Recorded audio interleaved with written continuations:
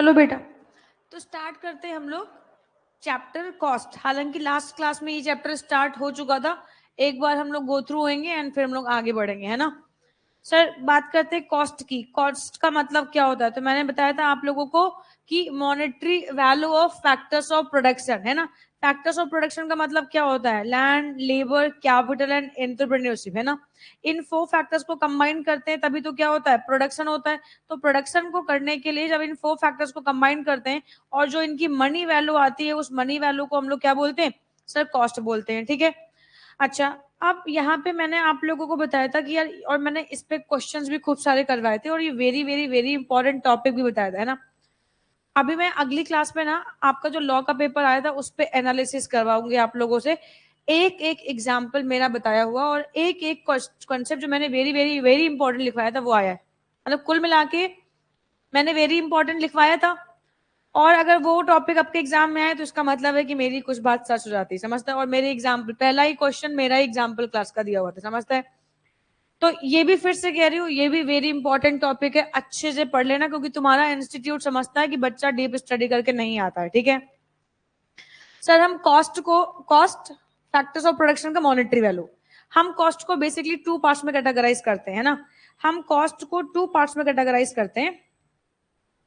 एक होती है हमारे पास एक्सप्लिसिट कॉस्ट और एक होती है हमारे पास इम्प्लिसिट कॉस्ट। एक्सप्लिसिट कॉस्ट का मतलब बेटा क्या होता है, out of pocket cost. Out of pocket cost का मतलब क्या होता है मैम, जो एक्चुअल में एक्सपेंस, फॉर एग्जांपल जो एक्चुअल में एक्सपेंस हुई है, यानी कि जिसको अकाउंट्स में हमने अपने प्रॉफिट एंड लॉस अकाउंट में डेबिट में डाला है, जैसे रेंट का खर्चा, जैसे इलेक्ट्रिसिटी का खर्चा, जैसे सैलरी का खर्चा, एक्सेट्रा एक्सेट्रा, ये हम अपने पीएल के डेबिट में डालते हैं, समझ रहे हैं। तो एक्सप्लिसिट कॉस्ट का मतलब हुआ वो कॉस्ट जो आउट ऑफ पॉकेट कॉस्ट है, जो हमारे पॉकेट से एक्चुअल में गई है प्रोडक्शन करने से रिलेटेड, तो वो खर्चे को हम लोग बोलते हैं एक्सप्लिसिट कॉस्ट। रेंट, बिजली, सैलरी एंड इससे जुड़े और भी संबंधित खर्चे, ठीक है। अच्छा मैम, एंड अगर हम बात करते हैं इम्प्लिसिट कॉस्ट की, तो इसको हम लोग बोलते हैं बेटा इम्प्यूटेड कॉस्ट। इम्प्यूटेड कॉस्ट, या हम बेटा इसको बोल देते हैं नोशनल कॉस्ट। नोशनल कॉस्ट का मतलब क्या होता है, एस्टिमेटेड कॉस्ट। एस्टिमेटेड कॉस्ट होती है नोशनल कॉस्ट, मतलब कि ये एक्चुअल में मैंने खर्च नहीं करी, बट अगर मैं खर्च करती तो डेफिनेटली खर्च होती। जैसे जैसे मैं प्रभात पाठक क्लासेस का प्रॉफिट एंड लॉस अकाउंट बनाती हूँ, तो इस प्रॉफिट एंड लॉस अकाउंट में आप लोगों की जो फी आई है उसको मैं क्रेडिट में डालती हूँ। एंड रेंट का खर्चा, बुक्स का खर्चा, बिजली का खर्चा, स्टाफ की सैलरी, है ना, ये कुछ खर्चे मैं इसमें डालती हूँ। लेकिन बेटा वाटर एक्सपेंडिचर ये हो गया, पिज्जा पार्टी ये हो गया, ये सारी चीजें मैं डालती हूँ। लेकिन यार अच्छा मान लो फॉर एग्जांपल मैं यहाँ पे पढ़ा रही हूँ, तो मैं इसकी ओनर भी और हम लोग यहाँ पे पढ़ा भी रहे। अब यार हमारी सैलरी, अगर अगर मैं आप लोगों को पढ़ा रही हूँ तो यार मेरी जो सैलरी है वो भी तो डेबिट होनी चाहिए, बट वो डेबिट नहीं कर रही हूँ। बाद में जो प्रॉफिट आता है वो प्रॉफिट मैं और सर क्या करते हैं, आधा आधा बांट लेते हैं। बट यार अगर ये मेरे को प्रॉफिट सही से निकालना है तो मैं कहीं भी जॉब करती और मैं 8-10 घंटे वहां पे देती तो मुझे कुछ ना कुछ सैलरी मिलती। मैं उस सैलरी को यहाँ पे डेबिट नहीं कर रही हूँ और मैं ये एक्सपेंडिचर बस इतना लेस करती हूँ, जो अमाउंट आता है वो मेरा प्रॉफिट कहलाता है और ये प्रॉफिट हम बांट लेते हैं। बट सही मायने में ये प्रॉफिट सही नहीं आया, क्योंकि इसमें हमारी सैलरी लेस नहीं है, सारे स्टाफ की सैलरी लेस है, क्योंकि सारा स्टाफ काम कर रहा है तो मैं भी तो काम कर रही हूँ, मेरी भी तो सैलरी लेस होनी चाहिए, सर की भी तो सैलरी लेस होनी चाहिए, नहीं लेस हुई। तो इकोनॉमिक्स में इसी कॉस्ट को बेटा, जो इंटरप्रेन्योर की जो जो सैलरी है बेटा, इसी को हम लोग क्या बोलते हैं, इसी को हम लोग बोलते हैं इम्प्यूटेड कॉस्ट। इम्प्यूटेड कॉस्ट या इम्प्लिसिट कॉस्ट बोलते हैं, समझ रहे हैं। अकाउंट्स कहता है कि इसको लेस करने की जरूरत नहीं। अगर आप अकाउंट्स में प्रॉफिट एंड लॉस अकाउंट बना रहे हो तो आप अकाउंट्स में इसको लेस नहीं करते हो, बट जब आप इकोनॉमिक्स में इस पर्टिकुलर अपना प्रॉफिट एंड लॉस अकाउंट बनाओगे, इकोनॉमिक्स कहती है कि आप अपने प्रॉफिट एंड लॉस अकाउंट से अपनी इम्प्यूटेड कॉस्ट जो है उसको भी लेस कर दो, समझ रहे हैं। तो इसको बोलते हैं इम्प्यूटेड कॉस्ट। अच्छा, ये नोशनल होती है। नोशनल का मतलब, अब मैं यहाँ पे मान लो फॉर एग्जांपल मैं इकोनॉमिक्स में अपना प्रॉफिट एंड लॉस अकाउंट बना रही हूँ, तो इकोनॉमिक्स में जब मैं अपना पीएल बना रही हूँ तो मैं अपनी अब एक्चुअल सैलरी तो मैं नहीं कर सकती ना, मैं एक एस्टिमेटेड सैलरी ही तो लेस करने वाली हूँ, समझ रहे हैं? तो इसको बोलते हैं कि ये कभी भी एक्चुअल नहीं हम कैलकुलेट कर सकते, ये एस्टिमेटेड ही होगी। एक और एग्जांपल लेते हैं। बेटा मान लो मैंने आप लोगों की बुक्स आती है, तो उस बुक्स के लिए मैंने पूरी एक शॉप रेंट पे ले ली। अब अगर मैंने एक शॉप पे और शॉप पे मैंने किराए पे ले लिया, तो किराए पे अगर ले लिया तो उसको मैं गोडाउन की तरीके से ट्रीट कर रही हूँ, तो उस गोडाउन का जो रेंट होगा वो मेरे पीएल के डेबिट में जाएगा। लेकिन अब यहाँ पे जो रेंट है वो यार 30,000 है, बाप रे बाप, इतना महंगा रेंट जा रहा है। तो मैंने ये सोचा कि क्यों एक काम करते हैं, हम ना अब रेंट पे नहीं लेते दुकान, मेरे घर के ऊपर का पोर्शन खाली पड़ा हुआ है, उसमें कोई रहता भी नहीं है। तो मैंने सोचा आप लोगों की बुक्स ही तो है, इन्वेंट्री तो मेंटेन करनी है, तो इन्वेंट्री मेंटेन करने के लिए अपने घर के ऊपर वाले पोर्शन को मैंने जस्ट लाइक अ गोडाउन यूज करना स्टार्ट कर दिया। अब क्योंकि मैं अपने घर को जस्ट लाइक अ गोडाउन यूज कर रही हूँ, तो ऑफकोर्स मुझे कोई रेंट तो पे नहीं करना है, समझ रहे हो? तो मैंने कोई रेंट नहीं पे किया। बट एक्चुअल में अगर मैं ये खर्चा करती तो होता ना, लेकिन मैंने नहीं किया तो नहीं हुआ। अकाउंट्स कहता है जो खर्चा आपकी पॉकेट से नहीं गया हम उसको डेबिट करने का मौका नहीं देंगे। इकोनॉमिक्स कहती है बीइंग अ एंटरप्रेन्योर, आपने अपने घर को as a inventory godown use किया, उसको हम बहुत तरीके से यूज कर सकते थे, आपने गोडाउन यूज किया, बिजनेस के लिए यूज किया, तो आपको उससे रिलेटेड कॉस्ट जो है अगर इकोनॉमिक्स में पीएल बनाओगे तो उसमें आपको डेबिट करनी चाहिए। आई कहानी समझ में? तो इसका मतलब ये हुआ। सो यहाँ पे बात करते हैं एक्सप्लिसिट का मतलब, जो एक्चुअल में पॉकेट से गई वो एक्सप्लिसिट कॉस्ट है। अकाउंट्स में बेटा हम इसका ट्रीटमेंट करते हैं, अकाउंट्स में हम बेटा इसका ट्रीटमेंट करते हैं। बट इकोनॉमिक्स कहती है कि जब आप यहाँ पे पीएल बनाओगे तो आपके पीएल में, मतलब यहाँ पे अगर अकाउंट्स का पीएल बना हुआ है तो अकाउंट्स के पीएल में सिर्फ और सिर्फ बेटा एक्सप्लिसिट कॉस्ट जाएगी। एंड बेटा अगर आप इकोनॉमिक्स में अपना बनाते हो प्रॉफिट एंड लॉस अकाउंट, तो इकोनॉमिक्स में कह रहे हैं जब आप पीएल बनाओगे तो आपकी एक्सप्लिसिट कॉस्ट भी लेस होएगी और बेटा आपकी इम्प्लिसिट कॉस्ट भी लेस होएगी। आई कहानी समझ में यार? और इस तरीके से अपना प्रॉफिट बनाओगे, प्रॉफिट एंड लॉस अकाउंट बनाओगे, यानी वो खर्चा जो आपका आपने नहीं किया, बट अगर आप करते तो डेफिनेटली होता आपकी पॉकेट से। जैसे मैंने इस ऑर्गेनाइजेशन में कैपिटल लगाई, लेकिन मैं उस पर इंटरेस्ट नहीं ले रही हूं, अगर किसी और बिजनेस में मैंने वही पैसे लगाए होते तो डेफिनेटली मुझे रिटर्न मिलता। तो वो जो रिटर्न मैं एक्सपेक्ट कर रही हूँ कैपिटल पे, वो भी तो मुझे पीएल के डेबिट में डालना चाहिए, लेकिन मैंने नहीं डाला क्योंकि ये मेरा ही बिजनेस है। मैंने सैलरी नहीं डाली पीएल के डेबिट में, जबकि मेरा बिजनेस नहीं होता, मैं कहीं और जॉब करती तो डेफिनेटली सैलरी कमाती, तो वो भी डालना चाहिए।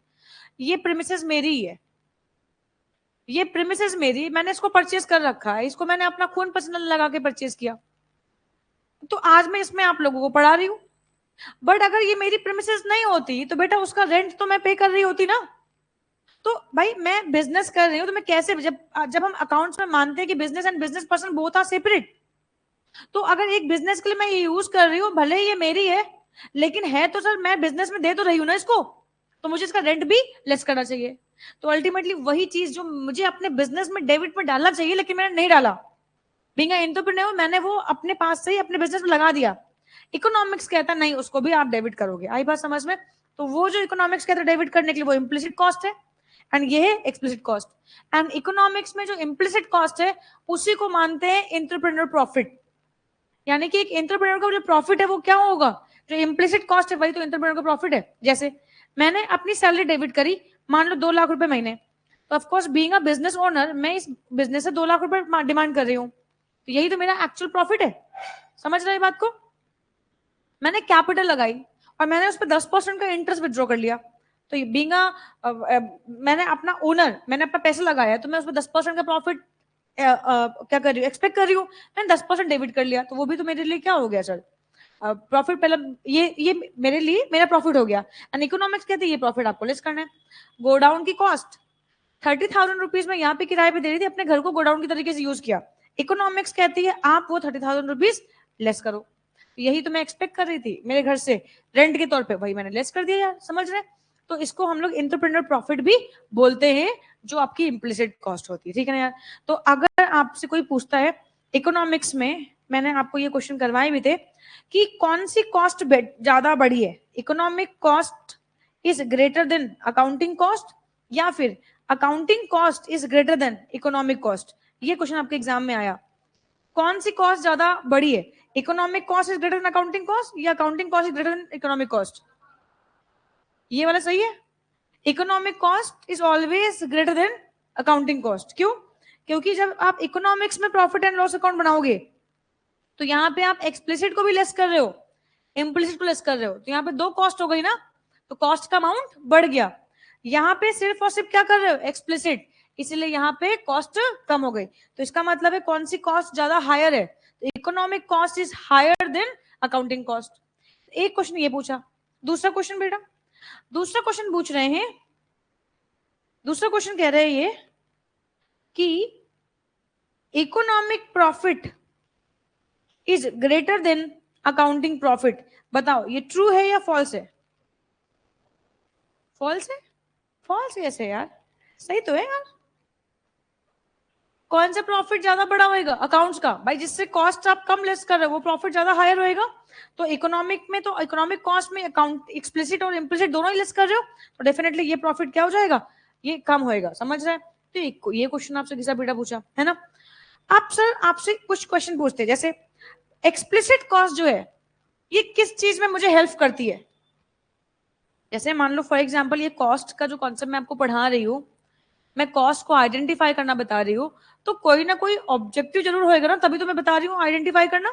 तो क्या ऑब्जेक्टिव है इसका, तो यहाँ पे कहते हैं एक्सप्लिसिट कॉस्ट जो होती है वो हमें बहुत सारी चीजों में हेल्प करती है। जैसे जैसे अकाउंटिंग रिकॉर्ड्स को मेंटेन करने में हेल्प करती है, इवैल्यूएशन में हेल्प करती है कि मैंने इस साल कितने पैसे एक्चुअल में खर्च किए, मेरा बजट क्या था, मुझे कितना खर्च करना चाहिए था, एंड ये मुझे डिसीजन मेकिंग में भी हेल्प करती है। अकाउंटिंग में हेल्प करेगी, रिकॉर्डिंग में हेल्प करेगी और डिसीजन मेकिंग में हेल्प करती है। मैम लेकिन इंप्यूटेड कॉस्ट जो आप निकाल रहे हो ये किस में हेल्प करती है? ये सिर्फ और सिर्फ डिसीजन मेकिंग में हमारे को हेल्प करेगी कि मेरे लिए घर में गोडाउन बनाना ज्यादा अच्छा है या मेरे लिए ऑफिस में, यही ऑफिस के बगल में दुकान पे, दुकान किराए पे लेके आपका इन्वेंट्री मेंटेन करना अच्छा है। जैसे यहाँ पे इन्वेंट्री मेंटेन करती थी 30,000 रुपीज की फीस आपकी रेंट लगती थी, एंड उसके अलावा 2,000 रुपए का मोटा मोटी कुछ भी नहीं चलता था, एक लाइट ही चलती थी, 2,000 रुपए का बिजली का बिल जाता था। एंड अब यहाँ पे ये इतना, और ऑफ कोर्स गंदगी होएगी तो एक स्वीपर तो है ही, स्वीपर भी उस पर सफाई वफाई करेगा। यानी कि अगर मैं यहाँ पे आपकी इन्वेंट्री मेंटेन करती थी तो मुझे 33,000 रुपीज की कॉस्ट आती थी। मैंने अपने घर में गोडाउन बना लिया, ऊपर वाले कमरे में आपकी इन्वेंट्री मेंटेन करना स्टार्ट कर दिया। अब यहाँ पे दुकान बगल में ही थी ऑफिस के, आपकी बुक्स तुरंत ही मिल जाती थी। यहाँ पे क्या होता है, जैसे एडमिशन होता है हम एक दिन बाद बच्चे को बुक देते हैं, तो हम एक बंदे को भेजते हैं, वो बुक्स लेके आता है। तो बुक्स लाने और ले जाने की जो कॉस्टिंग है लगभग लगभग 7,000 रुपए का मुझे रेंट, मतलब वो पेट्रोल का किराया लग गया, पेट्रोल लग गया अपने घर में। और ऑफकोर्स रेजिडेंशियल है तो मेरे पास जो बिजली थी वो बहुत, ये 7,000 रुपए ये आ गया, मैं क्या खेल रही हूँ, 500 रुपए उस रूम का जो बिजली का मीटर लगाया था वो 500 रुपए खींचता है, क्योंकि ये कमर्शियल है, वो रेजिडेंशियल था, रेट कम था, हाफ था, तो बिजली का खर्चा मुझे उस वहां पे इतना आया। हाँ काम वाली थी तो उसने कमरे का किराया बढ़ा दिया, उसने कहा कि भाई 300 रुपए इसके झाड़ू पोछा की करेंगे हम, ठीक है यार, तो ये खर्चा हो गया यार। इसके अलावा मान लो मेरा घर में थोड़ा बहुत डेप्रिसिएशन आया, या उस घर में उसमें रखी हुई थोड़ा सा प्लास्टर वास्टर निकल गया, इसका रेनोवेशन वगैरह कराने में मेरे को मान लो फॉर एग्जाम्पल 5,000 रुपए का खर्चा और आ रहा है इसमें। चलो जोड़ो कितना आया यार, ये 12,800। यानी अगर मैं अपने घर में गोडाउन बनाती हूँ तो मुझे 12,800 की लागत आ रही है, और अगर मैं यहाँ पे किराए पे रखती हूँ तो मेरे को 33,000 रुपए की लागत आ रही है। अब मैंने इसको क्यों इवेलुएट किया, मुझे डिसीजन मेकिंग में हेल्प करेगा कि कौन सा डिसीजन बेटर है, मैं अपने घर में ही इन्वेंट्री गोडाउन बना लूं और वहां पे काम करूं, या फिर मैं यहाँ पे काम करूं, समझ रहे हैं। तो मैम अब आपके दिमाग में आएगा, मैम आपका रूम ऊपर खाली पड़ा था, आप उसको किराए पे भी तो उठा सकते थे, एक कमरा था, हाँ किराए पे तो उठा सकती थी, तो उस कमरे से मुझे मैक्सिमम कितना मिलता, 5,000 रुपए मिलता। तो यानी कि मान लो फॉर एग्जाम्पल हम कर देते हैं इसको 17,800, अभी भी ये खर्चा बहुत ज्यादा है, वहां पे खर्चा अगर मैं वहां पे इन्वेंट्री मेंटेन कर रही हूँ तो बहुत कम है, समझ रहा है ये बात को। तो इसका मतलब ये है कि ये जो इम्प्यूटेड कॉस्ट है जो हम कंप्यूट करते हैं, इसका एक ही ऑब्जेक्टिव होता है, ये हमें डिसीजन मेकिंग में हेल्प करता है कि हमारा कौन सा डिसीजन बेटर है और कौन सा डिसीजन हमारा ज्यादा अच्छा नहीं है। समझ रहे बात को यार? तो यहाँ पे आपकी बुक में एक बार फिर से आती हूँ, मैं बढ़ा देती हूँ सर। यहाँ पे बात करते हैं explicit cost versus implicit cost की बात करते हैं। तो वो कॉस्ट जो एक्चुअल में पेमेंट को इन्वॉल्व करती है उसको हम लोग बोलते हैं एक्सप्लिसिट कॉस्ट, यानी कि जो हम पीएल के डेबिट में डालते हैं एक्चुअल में। अच्छा, जैसे फॉर एग्जाम्पल मैंने प्रोडक्शन किया तो मुझे लैंड यूज करनी पड़ी, लेबर या कैपिटल लगा, तो ये हमारे लिए एक्चुअल में खर्चा होएगा। Implicit cost which do not involve any cash payment, वो जो कैश पेमेंट को इन्वॉल्व नहीं करती है, and outsider are called implicit and it is a monetary reward for all the factors owned by the entrepreneur। आई बात समझ में? तो ये मॉनेटरी रिवॉर्ड है मेरे लिए कि भाई मेरे पॉकेट से वो जा रहा था लेकिन नहीं गया, बच गया, तो अल्टीमेटली वो कहीं ना कहीं मेरे लिए क्या हो गया, प्रॉफिट हो गया यार। अच्छा, ऑल्सो नोन एज किस नाम से जानते हैं, आउट ऑफ पॉकेट कॉस्ट या आउटले कॉस्ट। अच्छा, यहाँ पे it is also called notional cost, imputed cost, और ये वाली चीज तो मैंने नहीं बताई थी, इसको अपॉर्चुनिटी कॉस्ट भी बोलते हैं। अब आज की क्लास में इस पे डिस्कशन भी होएगा कि इसको अपॉर्चुनिटी कॉस्ट क्यों बोलते हैं।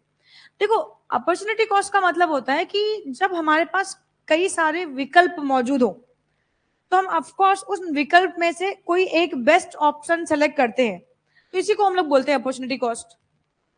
मेरे पास दो विकल्प थे, मान लो मैं यहाँ पे गोडाउन बना लूं, यहाँ पे एक दुकान किराए पे ले लूं और उस दुकान पे मैं आप लोगों की इन्वेंट्री मेंटेन करूं, एक ये चॉइस है मेरे पास। दूसरी चॉइस है मेरा घर खाली ही पड़ा रहता है, मैंने लेट आउट नहीं करना है, मैंने किसी और को उसको किराए पे नहीं देना है, मेरा घर खाली पड़ा रहता है, पूरा खाली पड़ा हुआ है, तो मैंने सोचा क्यों ना एक काम किया जाए, यहाँ ना इन्वेंट्री मेंटेन करके घर पे इन्वेंट्री मेंटेन कर लेते हैं।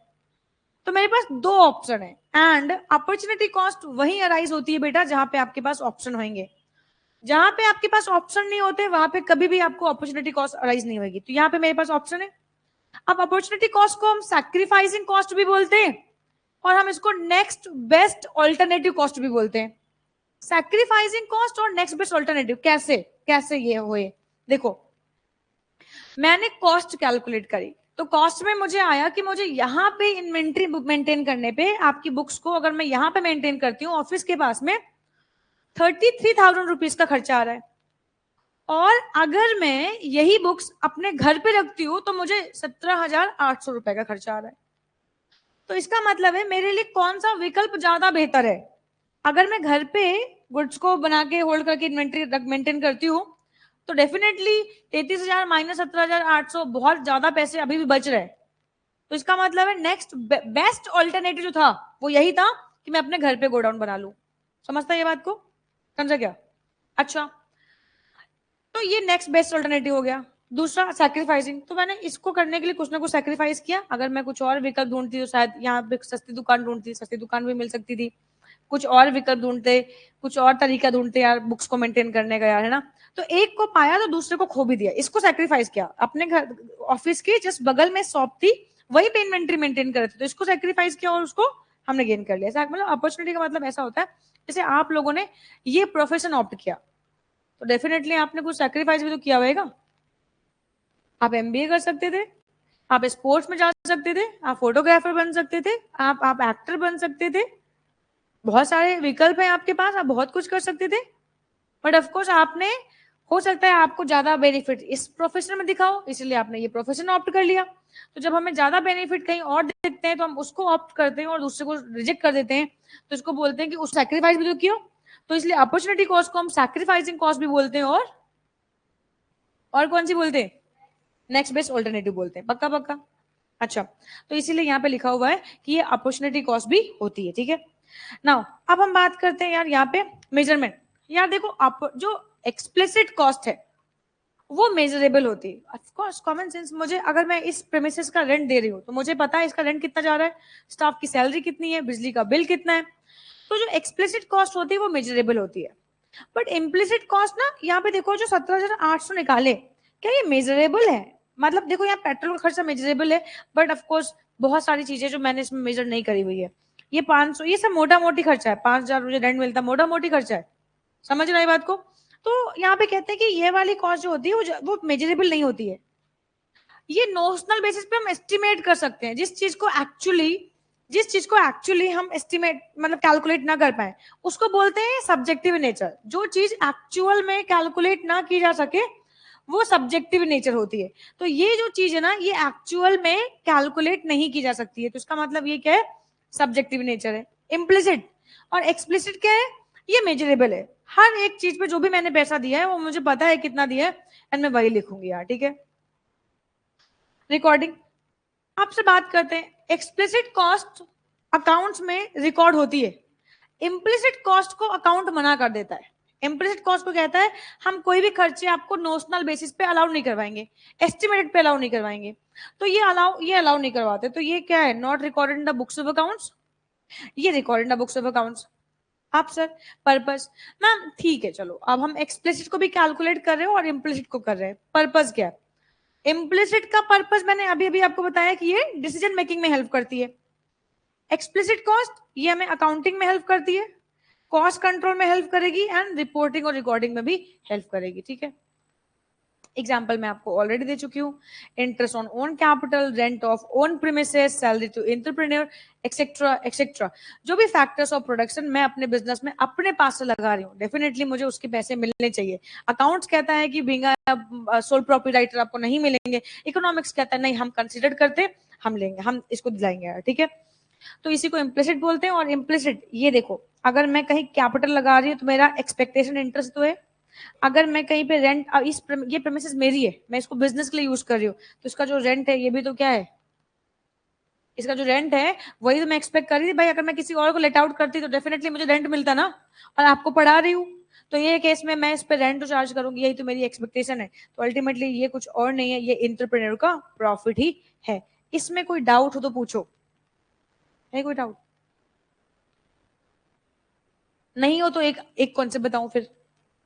चलो देखो, ये क्लास मैं फिर से इसलिए आपको एक बार और बता रही हूँ कॉन्सेप्ट, क्योंकि ये है बहुत इंपॉर्टेंट यार, समझ रहे हो।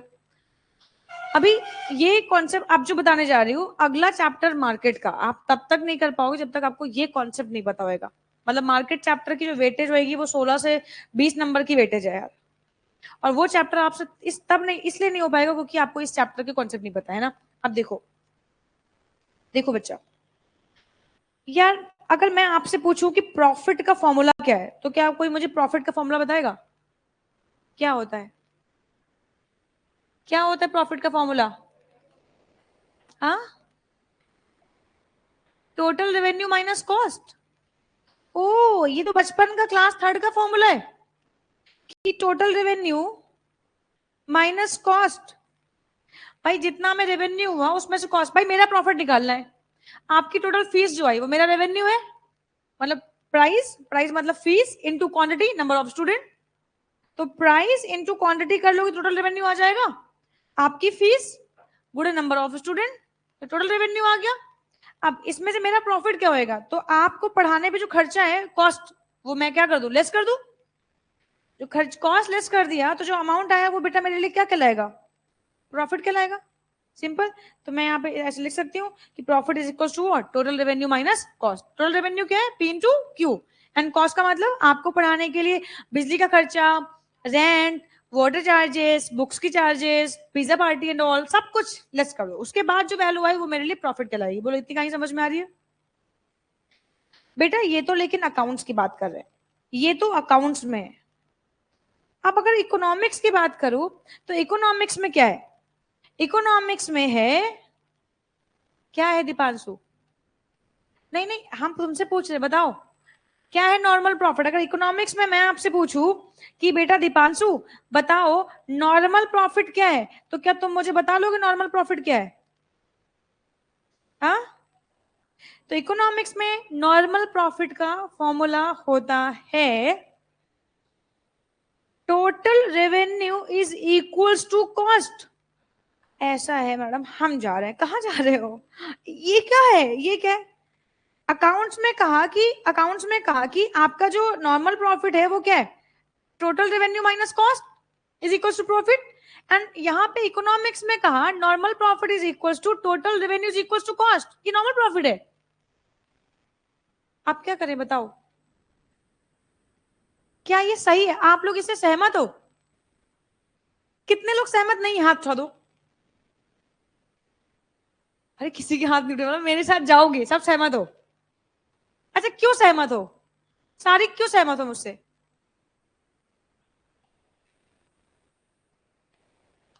चलो बढ़िया। सुनो, मैं तोड़ती हूं। टोटल रेवेन्यू का मतलब क्या हुआ? Price and quantity.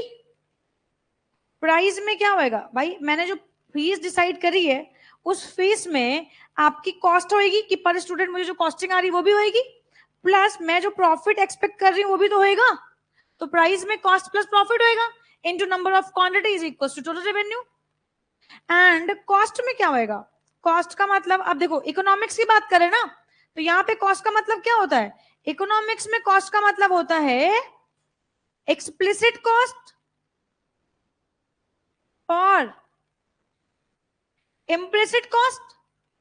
एक्सप्लिसिट का मतलब ये वाली कॉस्ट, और इम्प्लिसिट का मतलब प्रॉफिट। अभी तो बताया था ना कि in case of in economics, देखो ये आप लोग सब लोग बचपन में पढ़ के आते हो, लेकिन मैं लिटरली हैरान हूं कि आप लोग बचपन में क्या पढ़ के आए, क्योंकि ये चैप्टर तो आपको पढ़ाया जाता है, बट इतने बैचेस हो गए मुझे पढ़ाते हुए, इतने बैचेस हो गए मुझे पढ़ाते हुए, आज तक मैं जितने बच्चों को पढ़ा रही हूँ मैं ही उनको बता रही हूँ कि बेटा ऐसा होता है। मतलब मैं किसी बच्चे से 100/100 वाले स्टूडेंट्स को भी ये चीजें ना, मतलब सीख के नहीं आते हो या सिखा के नहीं भेजा जाता है, बट खैर कोई बात नहीं। अभी समझ में आया मैं क्या, मैंने क्या लिखा? यहाँ पे देखो, ये कॉस्ट कौन सी है, ये वाली, और ये जो प्रॉफिट है ये वाला है। समझ रहे हैं बात को? तो यहाँ पे अगर हम लोग बात करें तो यहाँ पे कहते हैं normal profit is equal to what?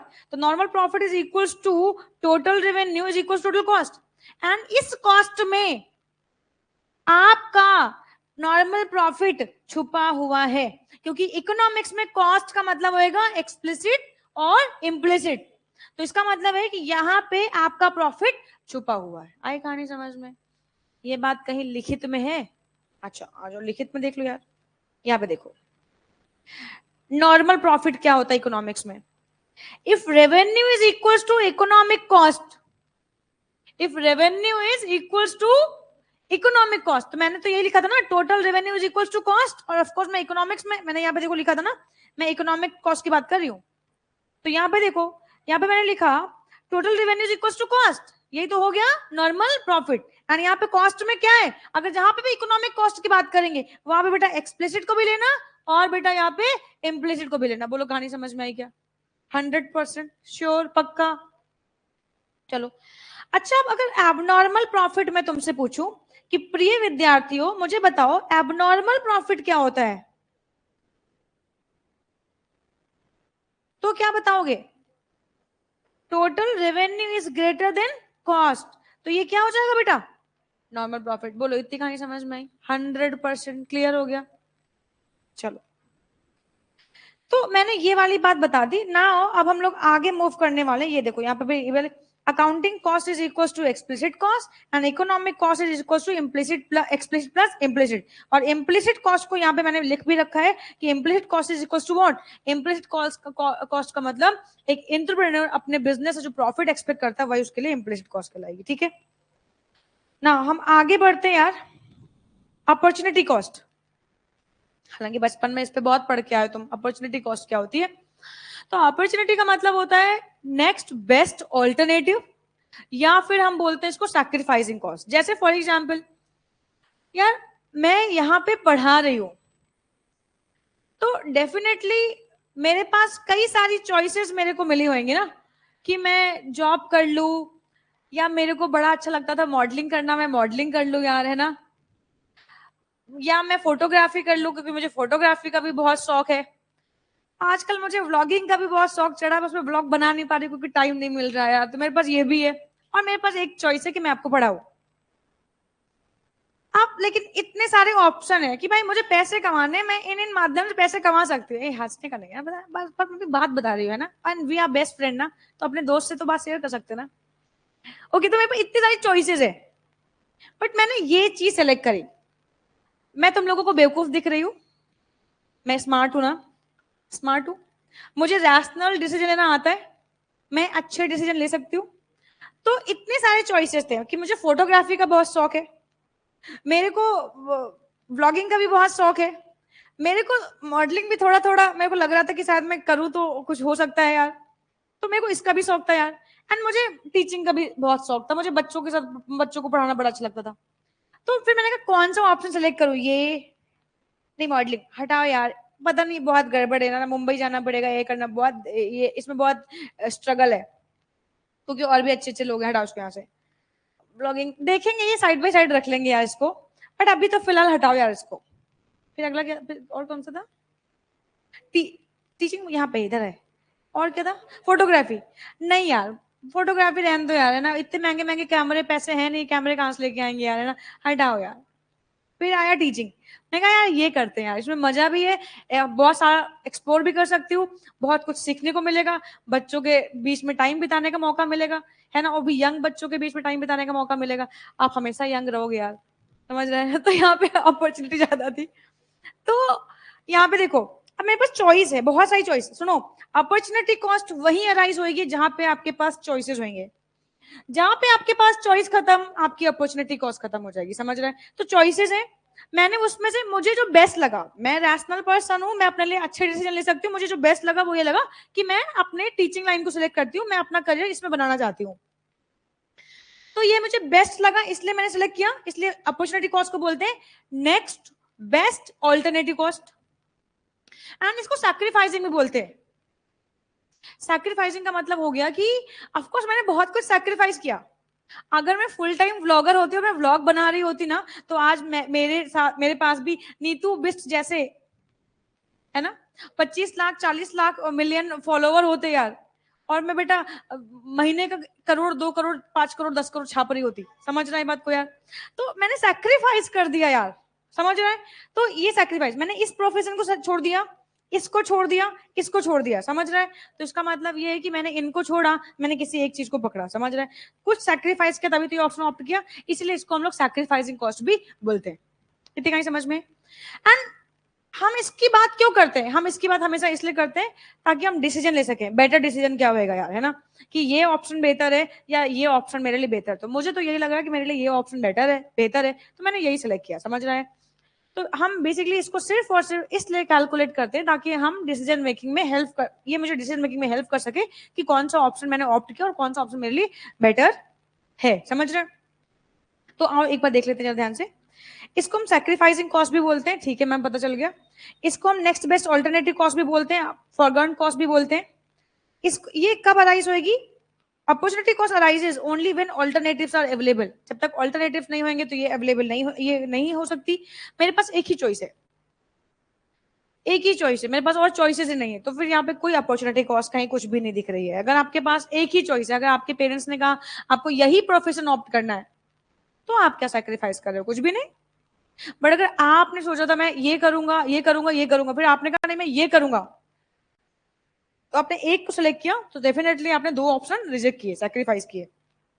Opportunity cost do not involve cash payment, आपको इससे पहले बताया था। इम्प्लिसिट का मतलब इम्प्यूटेड, नोशनल, एंड नोशनल को हम अपॉर्चुनिटी भी बोलेंगे, समझ रहे हैं। तो ये कभी भी पेमेंट, कैश पेमेंट को इन्वॉल्व नहीं करती, ठीक है ना। भाई मेरा क्या गया, कहाँ कैश पेमेंट गई मेरे यहाँ से, मैंने व्लॉगिंग छोड़ के, फोटोग्राफी छोड़ के, मॉडलिंग छोड़ के टीचिंग प्रोफेशन को ऑप्ट कर लिया, कुछ गया मेरी पॉकेट से, कुछ नहीं गया। An opportunity cost is not recorded in the books of accounts. It is considered only for decision making and analytical purpose. Analytical का मतलब मैं एनालाइज कर सकूं कि जो मैंने डिसीजन लिए वो डिसीजन सही थे या नहीं थे, या मैं फ्यूचर में और बेटर ऑप्शन सेलेक्ट कर सकती हूँ और अच्छे डिसीजन ले सकती हूँ। तो आप यार देखो मेरे साथ क्या, टीचिंग सेलेक्ट किया, वाह, मैं साइड बाय साइड, अब मेरे को एक्स्ट्रा टाइम मिलेगा तो मैं उसमें ब्लॉगिंग भी करूंगी, बच्चों के साथ ब्लॉग बनाऊंगी यार, और लो तुम लोग और शेयर करोगे उसको, और मैं फेमस हो जाऊंगी यार, समझ रहा है ये बात को। तो यहाँ तो अपॉर्चुनिटी अपॉर्चुनिटी है ना। तो ये एनालिटिकल पर्पस के काम आती, एनालाइज करने के काम आती, समझते हैं ना। अब हम लोग आगे मूव करते हैं। बेसिकली मैंने कहा कॉस्ट क्या है, तो कॉस्ट का मतलब monetary value of all the factors of production. फिर मैंने कहा बेसिकली कॉस्ट को हम टू पार्ट्स में कैटेगराइज करते हैं, एक्सप्लिसिट और इम्प्लिसिट, ठीक है। इसके बारे में काफी चर्चा कर ली। फिर अपॉर्चुनिटी कॉस्ट आई, उसके बारे में भी चर्चा कर ली। फिर हम आगे मूव कर रहे हैं। अगर हम एक्सप्लिसिट कॉस्ट की बात करें तो हम इसको फर्दर 2 पार्ट्स में बांटते हैं। यहाँ पे आ जाओ, ये एक्सप्लिसिट है ना। तो अगर हम एक्सप्लिसिट कॉस्ट की बात करें तो हम इसको फर्दर 2 पार्ट्स में तोड़ते हैं। एक होती है बेटा हमारे पास डायरेक्ट कॉस्ट और एक होती है बच्चा हमारे पास इनडायरेक्ट कॉस्ट। अब ये डायरेक्ट और इनडायरेक्ट कॉस्ट क्या है? देखो, डायरेक्ट कॉस्ट का मतलब होता है कि कोई मतलब ऐसे नहीं जो डायरेक्टली चार्ज वो डायरेक्ट, ये कौन सा ऑप्शन हो गया जो डायरेक्टली चार्ज हो। डायरेक्ट कॉस्ट का मतलब हुआ कोई ऐसी कॉस्ट जिसको पर प्रोडक्ट हम आइडेंटिफाई कर सके। कोई भी ऐसी कॉस्ट जिसको हम पर प्रोडक्ट आइडेंटिफाई कर सकते हैं वो हमारे लिए डायरेक्ट कॉस्ट कहलाएगी। समझ रहे हैं? अब पर प्रोडक्ट हम आइडेंटिफाई कर सकते हैं। जैसे फॉर एग्जांपल मान लो ये कैलकुलेटर में कितना प्लास्टिक लगा होगा, क्या मैं इसको आइडेंटिफाई कर सकती हूँ? सोच लो, सोच के बोलना। मतलब इतनी बड़ी डिग्री के लिए पढ़ाई कर रहे हो आप लोग, तो बहुत सोच समझ के बोलना। इस कैलकुलेटर में जो प्लास्टिक लगी है, क्या मैं कितनी प्लास्टिक लगी, क्या मैं इसको कैलकुलेट कर सकती हूँ? यस, कर सकती हूँ, कर सकती हूँ बेटा। इसमें कितनी प्लास्टिक लगी है, ऑफ कोर्स मैं इसको कैलकुलेट कर सकती हूँ। तो इसका मतलब है रॉ मटेरियल, मैं इस कैलकुलेटर को बनाने के लिए रॉ मटेरियल के तौर पे मैं लेके आऊंगी प्लास्टिक। एंड कितनी प्लास्टिक एक कैलकुलेटर में यूज होती है मैं इसको इजिली कैलकुलेट कर सकती हूँ। तो इसका मतलब यह है कि ये मेरे लिए डायरेक्ट कॉस्ट है। प्लास्टिक मेरे लिए रॉ मटेरियल जो है वो डायरेक्ट कॉस्ट है। मान लो मैं कपड़े बनाती हूँ। अब ये कपड़ा मान लो से 500 रुपए मीटर है और मैंने ये सूट तैयार करके मार्केट में बेचने हैं। तो पर सूट कपड़े की क्या लागत आई है, क्या मैं ये कैलकुलेट कर सकती हूँ? कर सकती हूँ। यानी कि ये जो कपड़ा है ये मेरे लिए क्या है? रॉ मटेरियल है। मैं अगर इसको बेचती हूँ, बना के कुर्ते बना के बेचती हूँ, तो ये कुर्ता मेरे लिए रॉ मटेरियल, ये कुर्ता मेरे लिए प्रोडक्ट है मेरा। एंड इस प्रोडक्ट पे कपड़ा कितना लगा हुआ है मैं इजिली मेजर कर सकती हूँ। तो इसका अच्छा, एंड एक लेबर, इस पे कितना लेबर लगी है, कितनी लेबर लगी, क्या मैं इसको भी आइडेंटिफाई कर सकती हूँ? यस, मेरी लेबर भी आइडेंटिफाइबल है कि मेरे एक लेबर ने, मान लो एक दिन में मेरा लेबर मुझसे 1000 रुपए चार्ज करता है और दिन के वो 100 सूट बनाता है। तो इसका मतलब पर सूट कितनी लागत आई लेबर की? 100 रुपए आई। तो इसका मतलब ऐसी कॉस्ट जिसको मैं पर प्रोडक्ट आइडेंटिफाई कर सकती हूँ वो मेरे लिए कहलाएगी डायरेक्ट कॉस्ट। एंड जैसे आप लोगों के लिए, मैं आप लोग जस्ट लाइक मेरे प्रोडक्ट हो, एंड इस प्रोडक्ट को पढ़ाने के लिए, इसको मैच्योर बनाने के लिए मैं आप लोगों को स्टडी मैट देती हूँ। पर प्रोडक्ट स्टडी मैट का कितना खर्चा आया, क्या मैं ये कैलकुलेट कर सकती हूँ? ऑफ कोर्स कर सकती हूँ। एक बच्चे पे बुक्स की कितनी लागत आती है ये मैं कैलकुलेट कर सकती हूँ। तो ये मेरा है डायरेक्ट कॉस्ट। इनडायरेक्ट जो आइडेंटिफाइबल नहीं है पर प्रोडक्ट, मतलब आइडेंटिफाइबल है पर प्रोडक्ट आइडेंटिफाइबल नहीं है। फॉर एग्जाम्पल मैम, जैसे बिजली का खर्चा, मुझे ये बताओ किस स्टूडेंट ने कितनी बिजली कंज्यूम करी, क्या मैं ये कैलकुलेट कर सकती हूँ? जैसे वो बच्चे एसी के सामने बैठे हैं, ये औरत हमेशा एसी के सामने ही बैठती है, इसको ज्यादा हवा लगती है एसी की, तो मैं इससे ज्यादा बिजली का बिल लूं। वो कुन्ने बच्चे बैठे हैं, वो कह रहे हैं इतिहास गवाह जो हमने कभी एसी की हवा खाई हो। बिल्कुल सही बात, वो वहीं बैठते हैं और बेटा उनको ना कभी एसी की हवा डायरेक्टली नहीं लगी, तो कह रहे हमसे बिजली चार्ज मत करो। नहीं, ऐसा नहीं है। कुल मिला के बिजली का जो खर्चा है वो पर प्रोडक्ट आइडेंटिफाइबल नहीं है। यहाँ पे एक सुपरवाइजर है जो लंच के टाइम पीरियड में आप लोगों को सुपरवाइज करता है। वो ठीक है, लड़ाई झगड़ा तो नहीं कर रहे हो, कोई मारपीट तो नहीं कर रहे हो, बवाल तो नहीं काट रहे हो, क्योंकि बड़े बच्चे हो है ना, तो तुम लोगों का मतलब कब झगड़ा, कब मोहब्बत झगड़े में बदल जाओ, कब झगड़ा एकदम समझ रहे हो ना, बवाल काट देते तुम लोग यार। तो एक सुपरवाइजर है, वो सुपरवाइजर को मैं सैलरी देती हूँ, वो आपको सुपरवाइज करता है।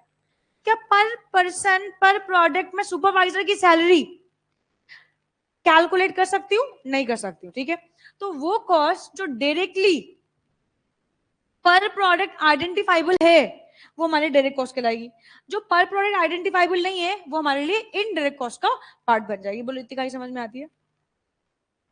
यहाँ पे देखते हैं। Direct cost are the cost that are readily identified and are traceable to a particular product. पर product पर person मैं इसको trace कर सकती हूँ। And cost of raw material या wages paid to the worker, इसको मैं पर प्रोडक्ट इजिली आइडेंटिफाई कर सकती हूँ यार.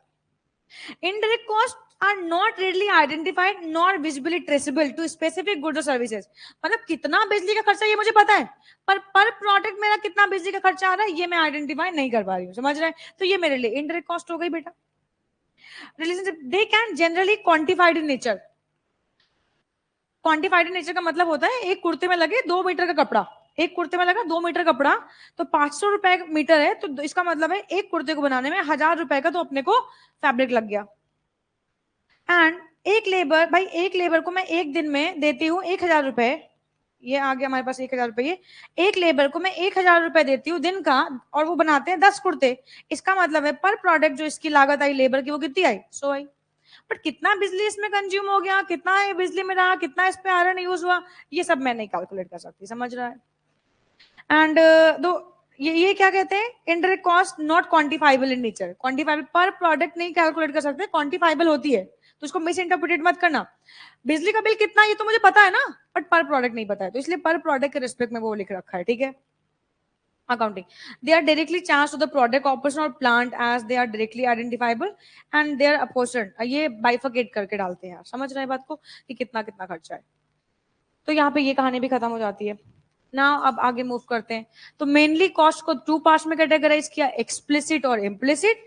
फिर एक्सप्लिसिट को फर्दर 2 पार्ट्स में कैटेगराइज किया, डायरेक्ट और इनडायरेक्ट. ठीक है ना. आगे मूव करते हैं. अब इसमें आती है हमारे पास जो कॉस्ट होती है एक्सप्लिसिट ही. अब इस एक्सप्लिसिट में ही 2 कॉस्ट आती है, एक होती है फिक्स्ड और एक होती है वेरिएबल.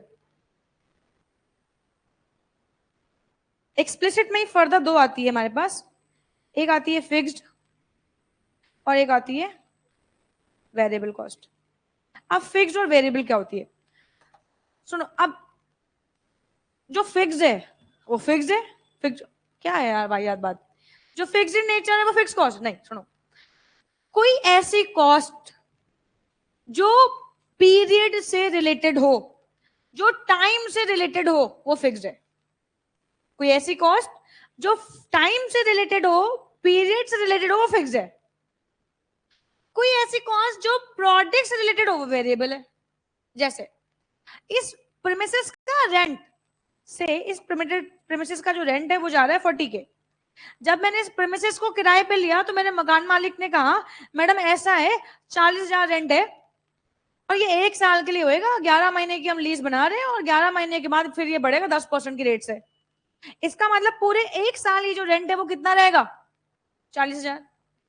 और जब 11 महीने पूरे हो जाएंगे तो 12वें महीने में लीज रिन्यू होएगी तो वो टाइम पे 10% का रेंट बढ़ जाएगा, यानी अगले साल क्या होगी? ये 44,000 हो जाएगी.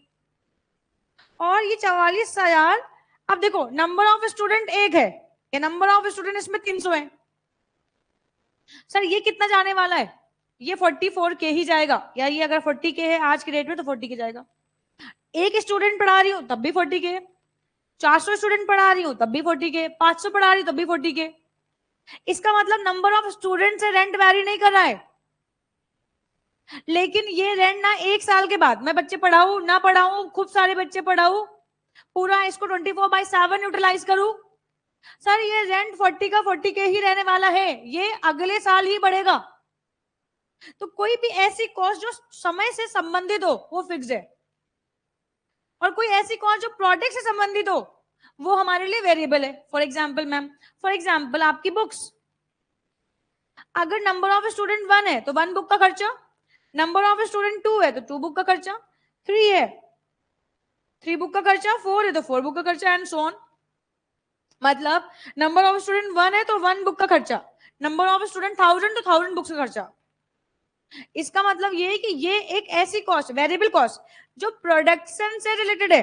यानी कि अगर मैं फिक्स कॉस्ट की बात करूं तो इसका जो रिलेशन है वो किससे होता है बेटा?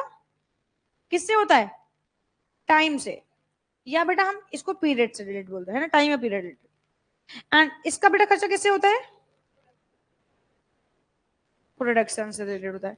जैसे नंबर ऑफ प्रोडक्शन बढ़ेगा वैसे वैसे वेरिएबल कॉस्ट बढ़ती जाएगी यार. जैसे हमारे पास अब यहाँ की बात करते हैं, अगर टाइम पीरियड मान लो 2 ही महीने में कॉस्ट नहीं बढ़ेगी, 3 महीने कॉस्ट नहीं बढ़ेगी, 1 साल के बाद ये कॉस्ट बढ़नी है. नंबर ऑफ प्रोडक्शन आप कितना भी कर लो उससे कोई फर्क पड़ने वाला नहीं है. क्लियर आप लोगों को ये बात? मैम क्या मुझे इसका कर्व भी बना के दिखाओगे? अरे बिल्कुल बना के दिखाएंगे बेटा. आ जाओ। तो मैंने यहाँ पे दो क्योंकि दो कॉस्ट है तो मैं दो कर्व बनाऊंगी। Fixed cost y axis x axis origin, y axis x axis origin, x axis origin. ठीक है प्रिय विद्यार्थियों, देखो आपसे क्वेश्चन पूछते हैं, एक कॉस्ट कर्व जो कि हॉरिजेंटल टू x एक्सिस है, इसका नाम क्या है? जैसे जो फिक्स्ड कॉस्ट हमारी होती है वो हॉरिजेंटल टू x एक्सिस होती है। नंबर ऑफ प्रोडक्शन 0, तब भी बेटा 0 स्टूडेंट है, बेटा इसकी कॉस्ट 40 के, इस प्रीमिसेस का रेंट जो है वो 40,000 जा रहा है। Number of student 0, number of student 1000, अभी भी वही जा रहा है, 40 के जा रहा है। यानी कि ये प्रोडक्ट मतलब ये रिजिड है, मतलब 0 से स्टार्ट नहीं, कुछ ना कुछ हमेशा है। और ये यहाँ पे 1 साल हो जाएगा तो ये कॉस्ट का नेचर, ये कॉस्ट का जो वैल्यू है वो बढ़ेगा। समझ रहे हैं? और अभी फिलहाल तो ये एकदम साइलेंट, एकदम रिजिड है। तो इसको बोलते हैं हम लोग फिक्स कॉस्ट। अब 1 साल के लिए हमने कर्व बनाया, तो इसका जो कर्व बना वो क्या बना? Horizontal to x axis. मतलब ये कॉस्ट है, प्रोडक्शन 1 हुआ, प्रोडक्शन 2 हुआ, प्रोडक्शन 3 हुआ, प्रोडक्शन 4 हुआ, प्रोडक्शन देखो कोई फर्क पड़ने वाला नहीं है। समझ रहे हैं? एंड ये कॉस्ट कर्व हमेशा ओरिजिनेट होता है y एक्सिस से, क्योंकि फिक्स कॉस्ट 0 तो होगी नहीं। जब भी हम किसी प्रेमिसेस का रेंट वगैरह हम अगर देंगे या फिक्स करेंगे तो हमेशा उसका कुछ ना कुछ वैल्यू होएगा। तो वैल्यू होएगा तो कॉमन सेंस है कि ओरिजिन से ओरिजिनेट नहीं होने वाला है। अगर कुछ ना कुछ वैल्यू होएगा तो यहाँ होएगा, यहाँ होएगा, डिपेंड करता है वैल्यू कितनी यहाँ होएगा। तो इसीलिए ये वाला जो कॉस्ट है, ये कॉस्ट कर्व है, ये हमेशा कहां से ओरिजिन होएगा बेटा? वाई एक्सिस से। ध्यान रखना इस बात को। एंड ये हॉरिजेंटल टू एक्स एक्सिस होता है। ये एक्स एक्सिस है, जो चीज इसके पैरेलल ऐसे हो इसको बोलते हैं हॉरिजेंटल। ठीक है ना यार? ये हॉरिजेंटल टू एक्स एक्सिस होता है। आई कहानी समझ में? वेरिएबल का देखो सर, जैसे मान लो फॉर एग्जांपल 1 स्टूडेंट तो 1 की कॉस्ट आएगी, 2 स्टूडेंट तो 2 की कॉस्ट आएगी, 3 स्टूडेंट तो 3 की कॉस्ट आएगी, 4 तो 4। इसका मतलब ये है कि ये कॉस्ट ओरिजिन से ओरिजिनेट, ये ओरिजिन से ओरिजिनेट होता है। और बेटा ये ऐसे जाता है, ये ओरिजिन से ओरिजिनेट होएगा और ये कुछ इस तरीके से वेरिएबल कॉस्ट बनेगा। लेकिन अब यहाँ पे अभी तो मैं आपको ऐसे समझा रही हूँ, वैसे तो ये बनता है इनवर्स एस शेप कर। ये देखो ऐसे बनता है, ऐसे पढ़ा होगा ना आप लोगों ने यार। फर्स्ट ऑफ ऑल ये इंक्रीज करता है इंक्रीजिंग रेट से, फिर इंक्रीज करता है डिक्रीजिंग रेट से, ऐसा पढ़ा होगा आप लोगों ने यार। बट अभी मैं उस पर नहीं जा रही हूँ, क्योंकि मुझे अभी आपको सिर्फ वेरिएबल कॉस्ट पढ़ा रही हूँ ना। मैं अभी आपको उसके नेचर पे लेके नहीं जा रही हूँ कि किस कॉस्ट का क्या नेचर होता है और वो किस तरीके से बिहेव करते हैं। अभी बस ठीक है, चलो हम ऐसे बना देते जैसे आप लोगों के मैट में बना होगा। तो यहाँ पे अगर हम इस कॉस्ट की बात करते हैं तो वेरिएबल कॉस्ट कर्व हमारा इनवर्स एस शेप्ड कर्व होता है।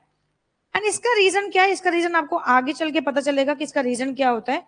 इसका रीजन होता है कि ऑफकोर्स हमारी जो वेरिएबल कॉस्ट है वो बहुत सारी चीजों पर डिपेंडेंट होती है, इस वजह से ऐसा होता है। तो इसका रीजन तो मैं आपको आगे बताने वाली हूँ, बट अभी देखो वेरिएबल कॉस्ट क्या होती है। तो वेरिएबल कॉस्ट कर्व हमारा ये इनवर्स एस शेप्ड कर्व होता है। मतलब नंबर ऑफ प्रोडक्शन जैसे जैसे बढ़ता रहता है वैसे वैसे ये बढ़ता रहता है। समझ रहे हैं? जैसे प्रोडक्शन बढ़ा ये बढ़ेगा, प्रोडक्शन बढ़ा ये बढ़ेगा, प्रोडक्शन बढ़ा ये बढ़ेगा। ठीक है, मैं समझाने के लिए मैंने एक ऐसे लिखा, ये देखो नंबर ऑफ प्रोडक्शन 1, 1 की costing I, number of production 2 तो 2 की कॉस्टिंग आई, 3 तो 3 की कॉस्टिंग आई, एंड 4 तो 4 की कॉस्टिंग आई। आई कहानी समझ में यार? तो वेरिएबल कॉस्ट बेटा प्रोडक्शन से रिलेटेड कोई कॉस्ट होती है, एंड फिक्स्ड कॉस्ट बेटा ये पीरियड से रिलेटेड कोई कॉस्ट होती है। बोलो इसमें कोई डाउट हो तो बताओ। कोई डाउट नहीं है, आगे बढ़ो। अच्छा आप सुनो ध्यान से बेटा, जब नंबर ऑफ प्रोडक्शन बढ़ेगा, नंबर ऑफ प्रोडक्शन बढ़ेगा बेटा ये हमेशा इंक्रीज होएगी। समझ रहे? एंड नंबर ऑफ प्रोडक्शन बढ़ेगा तो बेटा ये पर प्रोडक्ट रिड्यूस होती जाएगी, पर प्रोडक्ट ये रिड्यूस होती जाएगी। जैसे मैम देखो, जैसे क्वांटिटी, अगर 0 स्टूडेंट पढ़ा रही हो तभी रेंट कितना है? 40 के। नंबर ऑफ स्टूडेंट 1, 40 के कॉस्ट है, स्टूडेंट 2 हो गए तो पर प्रोडक्ट ये कॉस्ट क्या होगी? बाइफरकेट हो गई ना। वेरिएबल कॉस्ट बाइफरकेट नहीं होगी, वेरिएबल कॉस्ट तो पर प्रोडक्ट बढ़ेगी, जैसे नंबर ऑफ स्टूडेंट बढ़ेगा बढ़ेगी। अब अगर ये 40K था तो नंबर ऑफ स्टूडेंट 2 हो गए हैं, तो इसका मतलब है ये कितनी हो जाएगी पर प्रोडक्ट। यहाँ पे तो यहाँ पे एवरेज निकलेगा नहीं, यहाँ पे ये 40K है, यहाँ पे ये 20K है। अगर 3 हो गए तो ये कितनी हो जाएगी 13.33K, और अगर ये 4 हो गए तो ये डिवाइड बाय 4 करोगे तो 10K आ जाएगा, एंड सो ऑन। अच्छा, अब आपको कंफ्यूज करने के लिए पूछते हैं कि अगर 0 लेवल का प्रोडक्शन है तब भी कोई कॉस्ट, फिक्स कॉस्ट नाम नहीं देंगे, कहेंगे 0 लेवल का प्रोडक्शन है और कॉस्ट मेरी 40 है, बताओ ये कौन सी कॉस्ट है। तो अगर 0 लेवल का प्रोडक्शन हो तो खाली फिक्स कॉस्ट ही हो सकती है और कोई कॉस्ट अराइज नहीं होती है, समझ रहे हैं। तो आपको क्वेश्चन देंगे, आपको पता है आपको क्वेश्चन देंगे, उसमें क्या करेंगे, क्वांटिटी देंगे, टोटल कॉस्ट देंगे, 0 प्रोडक्शन पे टोटल कॉस्ट कितनी है, मान लो 40K, और फिर आपको ना वेरिएबल कॉस्ट की वैल्यू दे देंगे और कहेंगे आपसे निकालो टोटल कॉस्ट। अब वेरिएबल कॉस्ट दे देंगे और आपसे कहेंगे टोटल कॉस्ट निकालो, अब कहां से निकाल लोगे। तो अगर 0 पे ये 40K है तो इसका मतलब है फिक्स कॉस्ट कितनी है, फिक्स कॉस्ट 40K हो गई, and fix cost all the time कितनी रहती है, ये सेम ही रहती है, तो इसका मतलब ये तो सेम रहेगी, अगर इसकी वैल्यू दे दी है तो टोटल कॉस्ट का फॉर्मूला क्या होता है, fix cost plus variable cost, तो ये निकाल लेंगे। मतलब अभी तो क्वेश्चन करवाऊंगी, आगे चल के प्रैक्टिकल क्वेश्चन करवाऊंगी, बट अभी जस्ट एक बात बता रही हूँ कि आपको सतर्क कर रही हूँ कहाँ पे आपके इंस्टीट्यूट ने क्वेश्चन पूछे। तो ये कहते हैं कि अगर टोटल कॉस्ट दे रखी है और 0 प्रोडक्शन पे दे रखी है तो कॉमन सेंस वो कौन सी कॉस्ट होगी, फिक्स कॉस्ट होगी, पक्का पक्का 100% श्योर, गड़बड़ तो नहीं करके आओगे। चलो अच्छा, अब यहां पे देखो, तो number of students, number of production जैसे जैसे बढ़ेगा वैसे वैसे बेटा पर प्रोडक्ट जो फिक्स कॉस्ट है वो क्या होती जाएगी, रिड्यूस होती जाएगी। तो फिक्स कॉस्ट कर मैंने यहां बना दिया।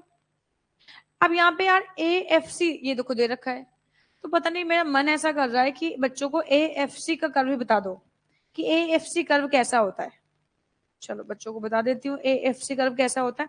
रटना नहीं, कर्व को रट के कभी नहीं बना पाओगे बेटा, तो हमेशा समझना कि क्या कर्व कैसा बनता है। ये Y एक्सिस है, X एक्सिस है, ओरिजिन है। यार यहाँ पे देखो ये कर्व, ये कॉस्ट क्या, AFC कर्व बनाना ना, ये देखो पहले ये 40 थी, फिर 20, फिर 15, फिर 10, यानी कुछ ऐसे, तो इसका मतलब इसका कॉस्ट कर्व कैसा बनेगा यार। यार ये देखो ये रेक्टेंगुलर हाइपरबोला कर्व बनता है। खैर ये क्या बता दिया, रेक्टेंगुलर क्या बता दिया, भाड़ में जा रेक्टेंगुलर, अभी तो समझो ये कुछ ऐसा कर्व बनेगा। अब देखो यार ध्यान से यार, ये कर्व कुछ ऐसा बनेगा, यानी हम फिक्स्ड कॉस्ट को कॉन्वेक्स टू द ओरिजिन भी बोलते, इनवर्स जे शेप्ड कर्व भी बोलते, क्योंकि एल नहीं बोल सकते, जे जैसा बना हुआ है, जे ऐसे बनता ना और एल ऐसे बनता है, तो हम इसको इनवर्स जे शेप्ड कर्व बोलेंगे क्योंकि यहाँ पे ऐसे घुमाव है, ठीक है ना यार। अब आपसे कई सारे ऑप्शन देते हैं, फिक्स कॉस्ट कर्व को जानते हैं, ये होता है convex to the origin, inverse J shaped curve, rectangular hyperbola, all of the above और नन। अब तुम्हारे को ऐसे ऑप्शन दे देंगे यार, तो इन कॉन्वेक्स है ये तो पता है, हम कॉन्वेक्स इसको कहते हैं, जो बच्चे पहली बार इकोनॉमिक्स पढ़ रहे हैं बेटा, कॉन्वेक्स का मतलब जब किसी कर्व को हम बनाएं और उसकी आकृति ऐसी बने तो ये कॉनकेव है, और जब हम किसी कर्व को बनाएं और बेटा इस कर्व की आकृति कुछ ऐसी बने तो कॉन्वेक्स है। कॉनकेव का मतलब होता है अवतल, और मतलब झुकाव, और तल मतलब तल की तरफ, तो जिसकी आकृति तल की तरफ हो, है ना, एक्सिस की तरफ हो, वो अवतल यानी कि कॉनकेव। एंड कॉन्वेक्स, कॉन्वेक्स को हिंदी में बोलते हैं उत्तल। देखो हिंदी कितनी सुंदर भाषा है। कॉन्वेक्स नहीं पता चल रहा है, बट उत्तल से पता चल जाएगा। उत मतलब देखो, उत मतलब अपोजिट डायरेक्शन, और तल मतलब ये तल है, तो जो तल से अपोजिट डायरेक्शन में जिसका मुंह हो वो क्या कहलाएगा, कॉन्वेक्स यानी कि उत्तल। आई कहानी समझ में। तो ये है हमारे पास कॉन्वेक्स, इस आकृति को कॉन्वेक्स बोलते हैं, इस आकृति को हम लोग कॉनकेव बोलते हैं, ठीक है ना यार। जिन्होंने पहली बार पढ़ा उन्हें बता रही हूँ यार, ठीक है। जो बचपन में पढ़ के आए उन्होंने तो पढ़ा होगा, प्रोडक्शन पॉसिबिलिटी कर्व पढ़ा होगा, याद आ रहा है आप लोगों को, production possibility curve, indifference curve, वो कॉन्वेक्स होता था, PPC कॉनकेव होता था, याद आ रहा सब, हाँ पढ़ा गया, हाँ आ जाओ, इतनी कहीं समझ में आई, मैं आगे बढ़ू। ओके, तो ये बना हमारा। अभी कैसे, ऐसा क्यों बनता है ये बताओ मुझे मैम। देखो, जब मेरे पास नंबर ऑफ स्टूडेंट 1 था तो कॉस्टिंग कितनी थी? 40। नंबर ऑफ स्टूडेंट मेरे पास कितने हो गए? 4। तो कॉस्टिंग मेरे को कितनी आ गई यार? 10। समझ रहे हैं? अब मैंने पूरा अगर फिल किया होता तो पूरा ऐसे ही बनता, बट अभी मैं दो मिला के दिखा रही हूँ आपको कि नंबर ऑफ स्टूडेंट 4 हो गए इसलिए 10 कॉस्टिंग आ गई, इसलिए हम यहाँ पे आ गए। और नंबर ऑफ स्टूडेंट कितने हो गए? जब 1 था तो हमारे को कॉस्टिंग 40 आ रही थी, 40 के। तो मैं यहाँ से इन 2 पॉइंट्स को मिला दूं तो मेरे को ये कर्व मिल जाएगा। तो इस तरीके से ये कॉन्वेक्स बनता है और इनवर्स जे बनता है। एंड इसको रेक्टेंगुलर हाइपरबोला कर्व बोलते हैं। मैम रेक्टेंगुलर हाइपरबोला कर्व क्यों बोलते हैं? उसके पीछे का रीजन क्या है? उसको जगा दो बेटा, उठ जा। Good morning. सो नहीं रहे हो? रेक्टेंगुलर हाइपरबोला कर्व क्यों बोलते हैं? कोई मुझे बताएगा अच्छा, रेक्टेंगुलर हाइपरबोला क्यों बोलते हैं? उनका इंटरसेक्टर है। मार देंगे मुक्का तुम्हें अभी हम। लगाओ दिमाग और बताओ मुझे। बताओगे? नहीं बताओगे? गुस्सा हो? 10 रुपए का इनाम। भूल गया था, हाँ भैया इकोनॉमिक्स अच्छी पढ़ाते हैं। चलो जब मैं बता, अरे तुम्हारे पास आंसर लिख रखा सामने। 40K into 1K, one student 1, 40K into 1, 40K into 1। अगर मैं किसी स्क्वायर का एरिया निकालू जिसका जो लेंथ है वो कितनी है? 40K, और विड्थ कितनी है? 1 है। तो अगर मैं निकालू तो इसका एरिया कितना आएगा? 40। अगर इसका और इसका एरिया में निकालू तो 10K कॉस्टिंग है और स्टूडेंट कितने? 4। एरिया कितना आया? 40। एंड इसको रेक्टेंगुलर हाइपरबोला इसलिए बोलते हैं क्योंकि एवरेज फिक्स्ड कॉस्ट के अंदर हम जितने भी रेक्टेंगल बनाएंगे या जितने भी रेक्टेंगल बनते हैं उन सबका एरिया सेम होता है। तो जब भी हम कोई कर्व बनाएं और उसके अंदर जितने भी रेक्टेंगल बने अगर उनका एरिया सेम ही निकलता है तो हम इसको रेक्टेंगुलर हाइपरबोला कर्व भी बोलते हैं। जैसे अगर मैं ये वाले को भी प्लॉट कर दूं, ये 3 वाले को प्लॉट कर दूं, है ना, तो यहाँ पे कहीं 3 आ जाएगा और कॉस्टिंग कितनी है यहाँ पे? 13.33 है ना। तो 13.33, अब 13.33 इंटू 3 को मल्टीप्लाई करो तो कितना एरिया आएगा? अगेन 40 आएगा। तो जब भी हम एवरेज फिक्स्ड कॉस्ट कर्व बनाते हैं तो उसमें जितने भी रेक्टेंगल बनेंगे उनका जो एरिया होएगा वो क्या होएगा? सेम होएगा। इसीलिए हम इसको रेक्टेंगुलर हाइपरबोला कर्व भी बोलते हैं। आई कहानी समझ में? बातों बातों में आपसे ये वाली बात भी हो गई यार, है ना। हालांकि अभी तो फिलहाल मैं इसको डिस्कस नहीं करना चाहती थी, बट जब बात निकली है तो मैंने कहा बता ही देती हूँ, ठीक है। तो अभी तक क्या डिस्कस किया?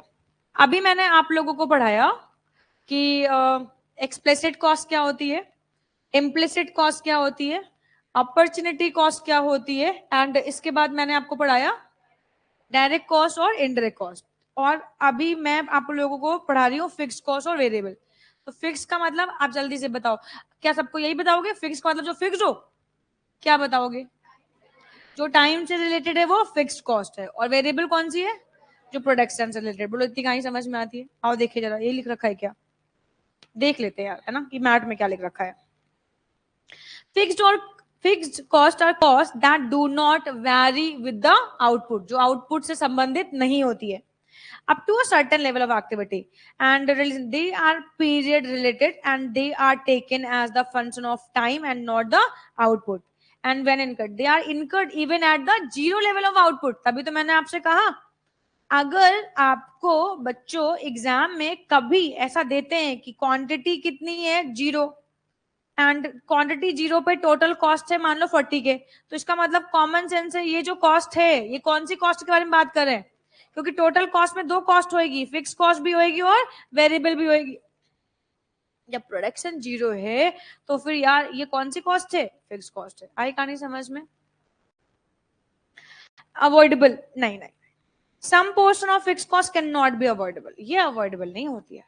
अगर आपको बिजनेस करना है तो आपको ये तो खर्च करना पड़ेगा, तो पूरे हद तक ये अवॉइडेबल नहीं होती, समझ रहे हैं? अच्छा, इसी के अपोजिट जो वेरिएबल कॉस्ट होती है वो अवॉइडेबल होती है। जैसे फॉर एग्जांपल आपको पता है हम अपनी मैथ्स देते हैं, अगर हम मैथ्स ना दे तो क्या काम नहीं चलेगा? तो आपके इंस्टीट्यूट के मैथ्स से पढ़ाऊंगी यार, काम तो चलेगा यार, कोई दिक्कत की बात थोड़ी ना है। हम अपनी मैथ्स देते हैं, लेकिन अगर ना दे तो आपके इंस्टीट्यूट के मैथ में सेम कंटेंट लिखेगा, हाँ बस थोड़ा ऐसे नहीं लिखा होगा, वो पैरा फॉर्म में लिखा होगा, पॉइंट टू पॉइंट समराइज नहीं होगा, बट ऑफ कोर्स लिखा तो यही सब चीजें होंगी। ये सारी चीजें मैं अपनी जेब से थोड़ी लेके आई हूँ, मैं आपके इंस्टीट्यूट के मैथ से लेके आई हूँ। लेकिन अगर मैं मैथ ना दूं तब भी चल जाएगा। इसका मतलब है वेरिएबल कॉस्ट कुछ ऐसी होती है जो अवॉइडेबल इन नेचर होती है, लेकिन इस प्रीमिसेस का रेंट ये अवॉइडेबल नहीं है। अगर मुझे आपको पढ़ाना है तो डेफिनेटली मुझे रेंट देना पड़ेगा, समझ रहे हैं? तो ये अवॉइडेबल नहीं है। लेकिन बेटा बुक्स अवॉइडेबल है, तो फिक्स कॉस्ट का कुछ पोर्शन अवॉइडेबल नहीं होता। कुछ चीजें तो अवॉइड भी कर सकते हैं, बट कुछ चीजें नहीं। जैसे प्लांट एंड मशीनरी लेके आए हो, तो आपको पढ़ाना है तो प्लांट एंड मशीनरी का खर्चा होएगा ही होएगा। ये सॉफ्टवेयर चाहिए, ये कंप्यूटर चाहिए मेरे को, समझ रहा है ये बात को यार? Cost per unit, fix cost per unit of output decreases with the increase in output. जरा जल्दी से बताओ ये किसकी बात कर रहे हैं? Fix cost per unit of output decreases with increase in output and vice versa. मतलब कहीं ये एवरेज फिक्स कॉस्ट की तो बात नहीं कर रहे हैं कि जैसे जैसे नंबर ऑफ यूनिट्स बढ़ती जाएंगी पर प्रोडक्ट ये जो कॉस्ट है वो रिड्यूस होती जाएगी। बोलो कहानी समझ में आती क्या? एंड जैसे फॉर एग्जाम्पल क्या क्या फिक्स है, जैसे रेंट का खर्चा फिक्स है, इंश्योरेंस फिक्स इन नेचर है भैया, जाना ही जाना है और हम इसको अवॉइड नहीं कर सकते। क्या लगता है इंश्योरेंस को अवॉइड कर सकते हो? इंश्योरेंस अवॉइड किया तो लंबा कॉस्ट आने का खतरा है। इंटरेस्ट ऑन लोन अवॉइडेबल नहीं है। डेप्रिसिएशन अवॉइडेबल नहीं। बहुत सारे बच्चों को लगता है डेप्रिसिएबल फिक्स्ड इन नेचर नहीं होता है, नहीं, डेप्रिसिएशन हमेशा आपका फिक्स्ड इन नेचर होता है एंड ऑफ कोर्स ये अवॉइडेबल नहीं होता है। ठीक है, नाउ आप मूव कर लेते हैं यहाँ पे यार वेरिएबल कॉस्ट पे।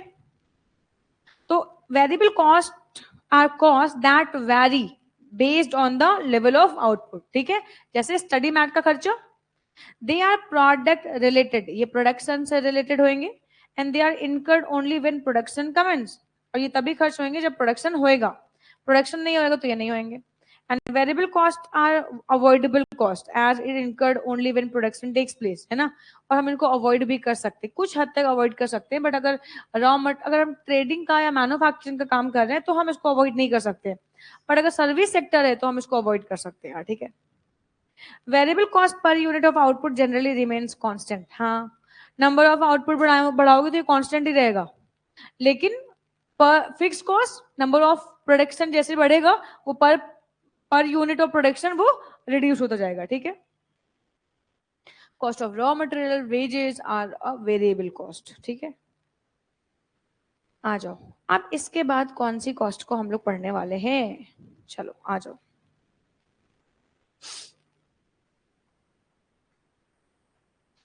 अब यहाँ पे ये दो कॉस्ट और नहीं आती है, कमिटेड कॉस्ट और हमारे पास डिस्क्रिशनरी कॉस्ट, ये हमारे पास नई कॉस्ट आती है। अब ये कौन सी कॉस्ट है? Committed cost, committed cost, committed cost. जैसे मान लो फॉर एग्जांपल दीपांशु गर्लफ्रेंड है, कोई कमिटेड कॉस्ट नहीं है। सक्षम गर्लफ्रेंड है बेटा, नो कमिटेड कॉस्ट। अब मान लो फॉर एग्जांपल हम अज्यूम कर लेते हैं कि विवेक भैया की गर्लफ्रेंड है, तो इसका मतलब है आप गर्लफ्रेंड बने तो खर्चे भी तो होंगे यार।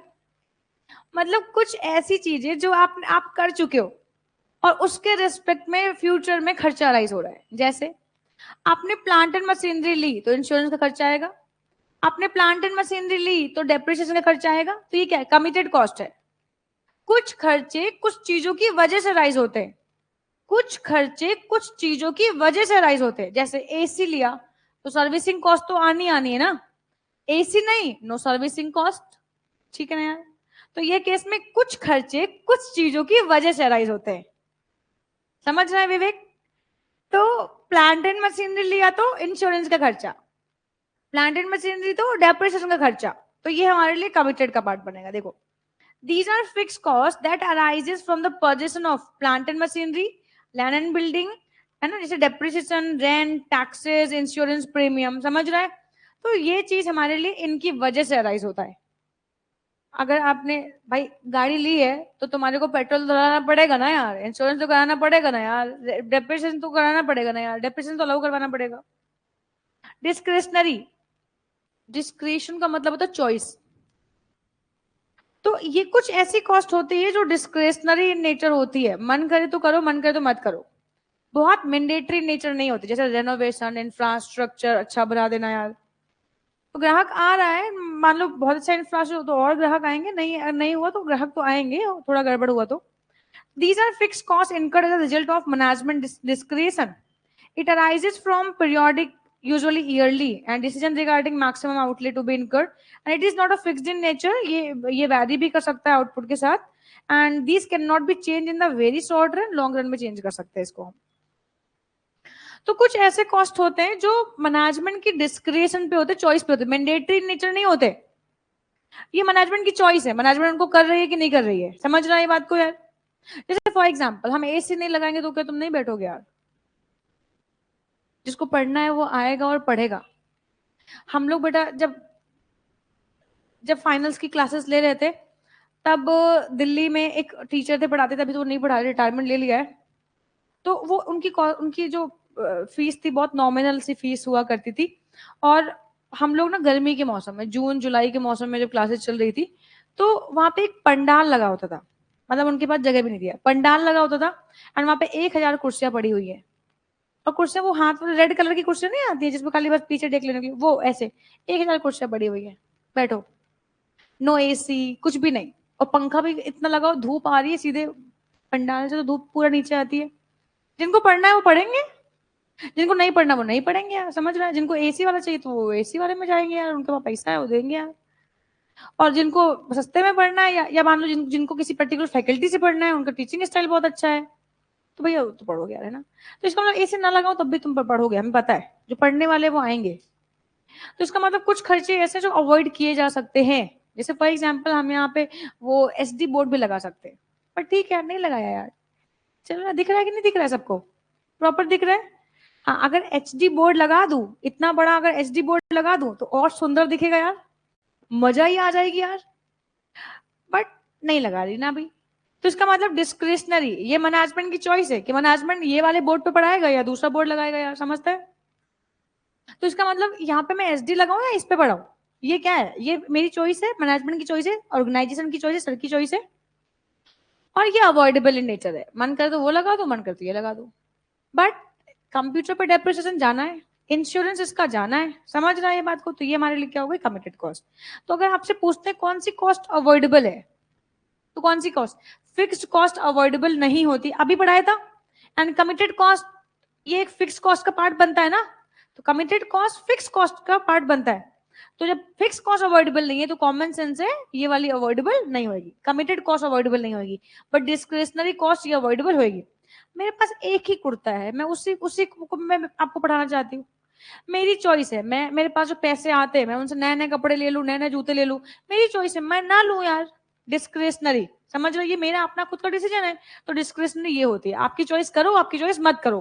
तो ये ऐसे ध्यान रखना, आप डिस्क्रिशनरी चॉइस है तो चॉइस है करो, चॉइस है मत करो, लेकिन कमिटेड ये तो आपको करनी पड़ेगी, समझ रहे हैं।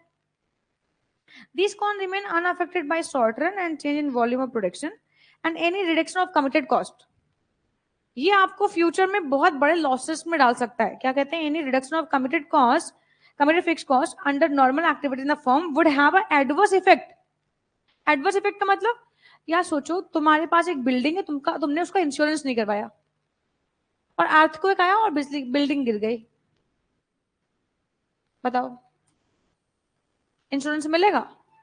तुम्हारे पास गोडाउन में गुड्स रखे, रॉ मटेरियल रखा है, आग लग गई, इंश्योरेंस नहीं करवाया था, करोड़ों रुपए का माल था, सब जल गया, नुकसान हो गया। थोड़ा सा फिक्स्ड कमिटेड कॉस्ट बचाने के चक्कर में आप फ्यूचर में लंबा नुकसान कर सकते हो, तो इसलिए ये कॉस्ट को अवॉइड करना पॉसिबल नहीं है, अगर किया तो लंबा नुकसान हो सकता है। एंड यहाँ पे डिस्क्रिशनरी पे ये ऑफकोर्स हम लोग कर सकते हैं, कोई दिक्कत की बात नहीं है। Discretionary fix cost can change from year two year basis, हम ईयर टू ईयर चेंज कर सकते हैं, ठीक है। ये अनअवॉइडेबल होती है, कॉमन सेंस फिक्स है तो अवॉइडेबल नहीं होगी, एंड ये अवॉइडेबल होती है, समझ रहे हैं ये बात को यार। इसमें अभी तक मुझे बताओ कोई डाउट हो तो पूछो। explicit, implicit, opportunity, direct, indirect, fixed, variable, committed, and और कौन सी पढ़ाई थी एक और कमिटेड के अलावा? डिस्क्रिशनरी। कोई डाउट तो पूछो, किसी भी प्रकार का कोई डाउट हो तो पूछो, ना हो तो मैं पूछूंगी। अब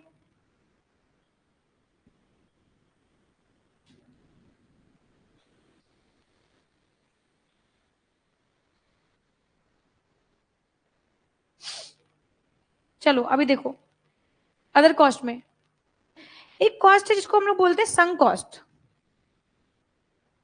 संक का मतलब हुआ, संक का मतलब डूब जाना होता है।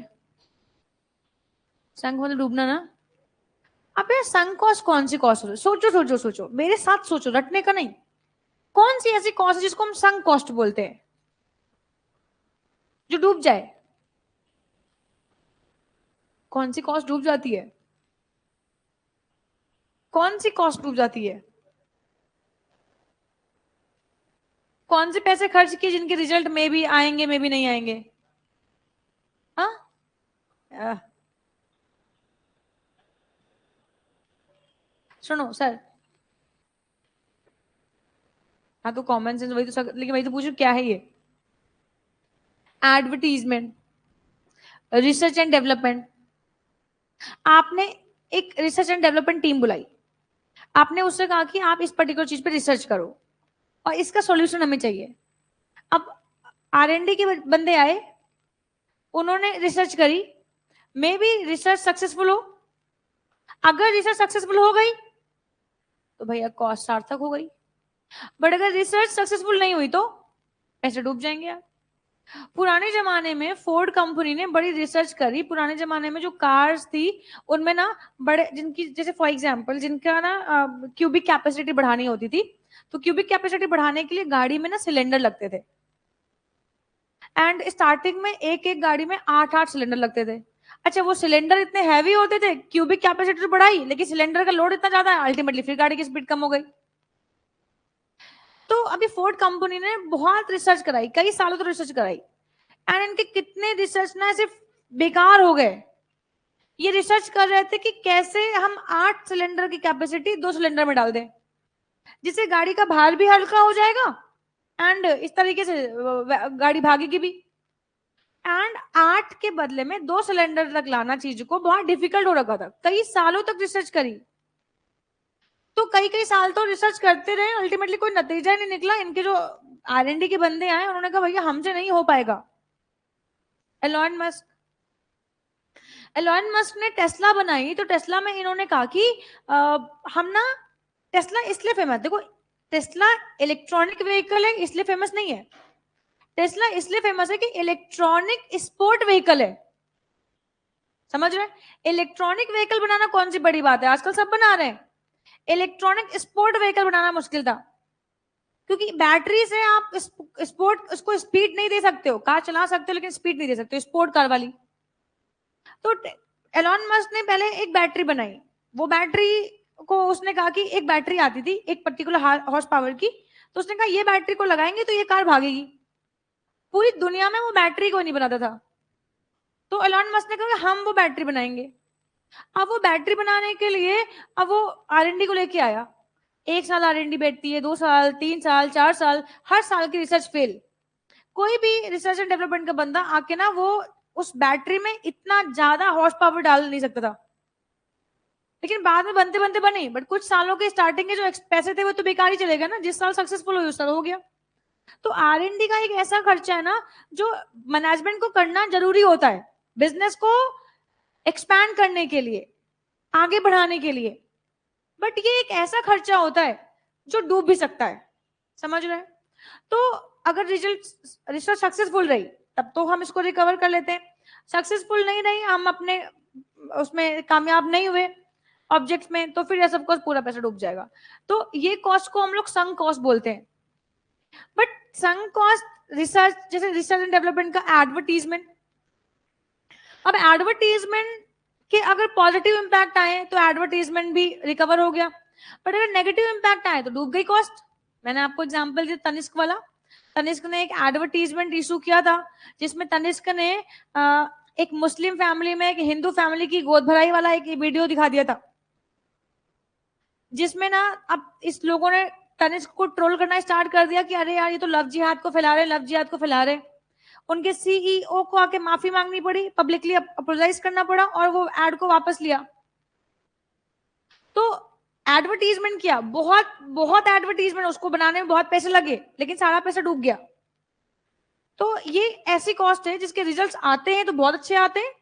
तो आप अपने कॉम्पिटिटर के लिए एक एंट्री बैरियर क्रिएट कर सकते हो, बट अगर इसके रिजल्ट नहीं आए तो अल्टीमेटली पूरा पैसा डूबेगा, तो आप उसके लिए तैयार हो। समझ रहे ये बात को? हाँ, कुछ पूछना है? तो ये हुआ हमारे पास संक कॉस्ट। तो एक अब देखते संक कॉस्ट कौन सी है। Sunk cost refer to those cost which are already incurred once and for all and can not be recovered, and sunk costs are based on past commitments and cannot be altered and reversed, and if firm wishes to do so, R&D and advertisement and etc. sunk cost act as an important barrier। तो आपसे पूछते हैं कि एक organisation sunk cost को क्यों खर्च करती है? तो ऑफकोर्स हम इनोवेशन के लिए, एक्सपेंशन के लिए खर्च करते हैं, और ये हमारे कॉम्पिटिटर के लिए एक बैरियर क्रिएट करता है। भाई किसी भी चीज को मैंने पेटेंट करवा लिया तो वो टेक्नोलॉजी अगर मेरे पास है तो डेफिनेटली मेरे कॉम्पिटिटर के पास नहीं होगी, तो उसके मुझे फायदे मिलेंगे, है ना? तो ये चीज है यार। नाम ऑफ करते हैं इंक्रीमेंटल कॉस्ट। इंक्रीमेंटल का मतलब होता है कि ये मर्जी है करो, मर्जी मत करो। इंक्रीमेंटल का मतलब जैसे मैम ये डिस्क्रिशनरी से रिलेटेड होते हैं, यस, इंक्रीमेंटल को डिस्क्रिशनरी से हम लोग जोड़ते हैं। Incremental cost refers to the additional cost incurred by the firm as a result of business decision. जैसे फॉर एग्जाम्पल मैं ये सोच रही हूँ कि यार ना एक काम करते, इतने सारे बच्चे, आज तो बहुत कम है, जगह ही नहीं बचती है, इतने सारे बच्चे हमारे पास आते हैं एंड बच्चों के लिए कुछ एक्स्ट्रा करते हैं यार, है ना? बहुत सारे बच्चे उनकी आई साइड वीक है, तो हम सोच रहे हैं ये वाले बोर्ड को हटाते और यहाँ पे हम लोग ना वो एचडी बोर्ड ही लेके आएंगे यार, एंड होप तो जल्दी लेके आएंगे, एचडी बोर्ड लेके आएंगे एंड बच्चे एचडी बोर्ड में पढ़ेंगे यार। इतनी बड़ी स्क्रीन होगी और पूरी, मतलब ऐसे नहीं छोटा बोर्ड नहीं लेके आएंगे, बड़ा बोर्ड लेके आएंगे एंड पूरे बच्चे बड़े बोर्ड पे पढ़ेंगे, वहां तक दूर तक दिखाई देगा यार। हम ये सोच रहे हैं कि बच्चे बेचारे सुबह से लेके शाम तक बैठते हैं यार, पिछाड़ी दुख जाती है यार। समझ रहा है? तो मैं सोच रही हूँ कि क्यों ना एक काम किया जाए, आपके जो जो ये बेंचेस हैं उसमें ना वो गद्दियां लगवा दी जाए, आप आराम से बैठोगे और टेक लेने के लिए भी आपके पास हो जाएगा। क्या कहते हो यार? है ना? थोड़ा अच्छा हो जाएगा यार, है ना? एंड मैं सोच रही हूँ कि क्यों ना एक काम किया जाए, सेंट्रलाइज एसी लगवा दिया जाए। सेंट्रलाइज एसी से क्या होगा यार, यहाँ पे एसी दीदी है, देखो फ्लैप सामने करो, अब दीदी को गर्मी, सॉरी एसी के सामने बैठी है, अब दीदी को ठंडी लग रही, दीदी ने फ्लैप ऊपर कर दिया, अब बेचारी यहाँ तक ठंडी भी नहीं पहुंच रही यार। तो मैं सोचू सेंट्रलाइज एसी लगवा दूं, उससे ना बच्चों को फायदा मिलेगा, मतलब हर चीज हम बच्चों को उसमें रख के कर रहे हैं, ये इससे फायदा मिलेगा बच्चों को, सभी को हवा लगेगी। मतलब अब ये वाले बच्चे ये नहीं कह सकेंगे हमें हवा नहीं पहुंची, हमें नहीं पहुंची यार। समझ रहा है? इंक्रीमेंटल कॉस्ट डिस्क्रिशनरी कॉस्ट जैसी होती है यार। समझ रहे हैं? तो इससे ना फायदा होता है यार, मतलब इससे ऑर्गेनाइजेशन को फायदा मिलता है। ऑफ कोर्स अगर एसडी बोर्ड होगा तो फायदा नहीं मिलेगा। आप कहोगे भाई इतना अच्छा इंफ्रास्ट्रक्चर है यार, है ना, इतना अच्छा हमें कंफर्टेबल सीट मिल रहे हैं यार, अच्छा सुविधा मिल रहा है यार, है ना, तो ऑफ कोर्स ऑर्गेनाइजेशन को फायदा मिलेगा इस चीज का। Incremental cost refer to additional cost incurred by the firm as a result of business decision. An incremental cost will have to be incurred by a firm when it makes a decision to change its production line or replace worn out assets by new production facilities। भाई मैं भी तो यही कर रही हूँ यार, मुझे लग रहा है ना कि बच्चों के लिए ये करना चाहिए यार, है ना? आप लोग अगर कंफर्टेबल होगे तो आप अपने फ्रेंड्स को भी लेके आओगे, कहोगे यार चलो वहाँ अच्छा पढ़ाया भी जाता है, प्लस वहाँ पे कंफर्टेबल अच्छा एक इंफ्रास्ट्रक्चर है ना, हाइजीन की को ध्यान में रखते हैं, हम लोगों की हेल्थ को ध्यान में रखते हैं, बहुत सारी चीजें। सोचिए साउंड भी चेंज करवा के जेबीएल के लगवा दो यार, क्या कहते हो? सही है ना? तो ये अच्छी चीज है, ये है इंक्रीमेंटल कॉस्ट। समझ रहे हैं? तो जब ऑर्गेनाइजेशन चाहती है कि पुरानी हो गई चीजें और हम इसको रिप्लेस करके नई चीजें लाए, तो फिर ये इंक्रीमेंटल हो गई। बट यहाँ पे पुराना इंफ्रास्ट्रक्चर नया लेके आ रहे हैं, एंड डिस्क्रिशनरी का मतलब है आपकी मर्जी, आप करो ना करो, वो पुराना वराना कुछ नहीं हुआ है, बस वो चॉइस है कि कुछ एक्स्ट्रा एड ऑन कर दो यार। Incremental cost are relevant for business decision making. तो बिजनेस में क्या बेहतर करना है, क्या बेस्ट करना है, तो ये चीज इसमें हेल्प करती है हमारे को। समझ रहे हैं ये बात को? नाउ अब हम एक बात एक और कॉस्ट की बात करते हैं, रिप्लेसमेंट कॉस्ट। ये कौन सी कॉस्ट होती है? रिप्लेसमेंट कॉस्ट का मतलब होता है बेटा कि जैसे मान लो फॉर एग्जाम्पल आप, मैंने अभी कहा ना जैसे बेंचेस, अब इसको इंक्रीमेंटल में जोड़ना, मैंने डिसीजन लिया कि मुझे ये करना है, वो इंक्रीमेंटल हुई। अब इसको रिप्लेस किया, इसको स्क्रैप में बेचा, फिर नए फर्नीचर को हम लेके आए, तो ये हुआ रिप्लेसमेंट कॉस्ट कि एक पर्टिकुलर प्लांट एंड मशीनरी को रिप्लेस करने की क्या कॉस्टिंग। बट ऐसे मत सोचो, छोटे बच्चे बन के मत सोचो, बड़े बच्चे बन के सोचो। जैसे फॉर एग्जाम्पल पुराने जमाने में एक ऑर्गेनाइजेशन अपना जो बिजनेस है वो टैली पे करती थी। अब बेटा नए जमाने में हम जो बिजनेस है वो ईआरपी पे कर रहे हैं। अब बेटा टैली से ईआरपी पे शिफ्ट करना, तो उसके लिए क्या करना पड़ेगा भाई, हमें एक अच्छा खासा एक्सपेंडिचर पे करना पड़ेगा, अपने स्टाफ को ट्रेन करना पड़ेगा, है ना।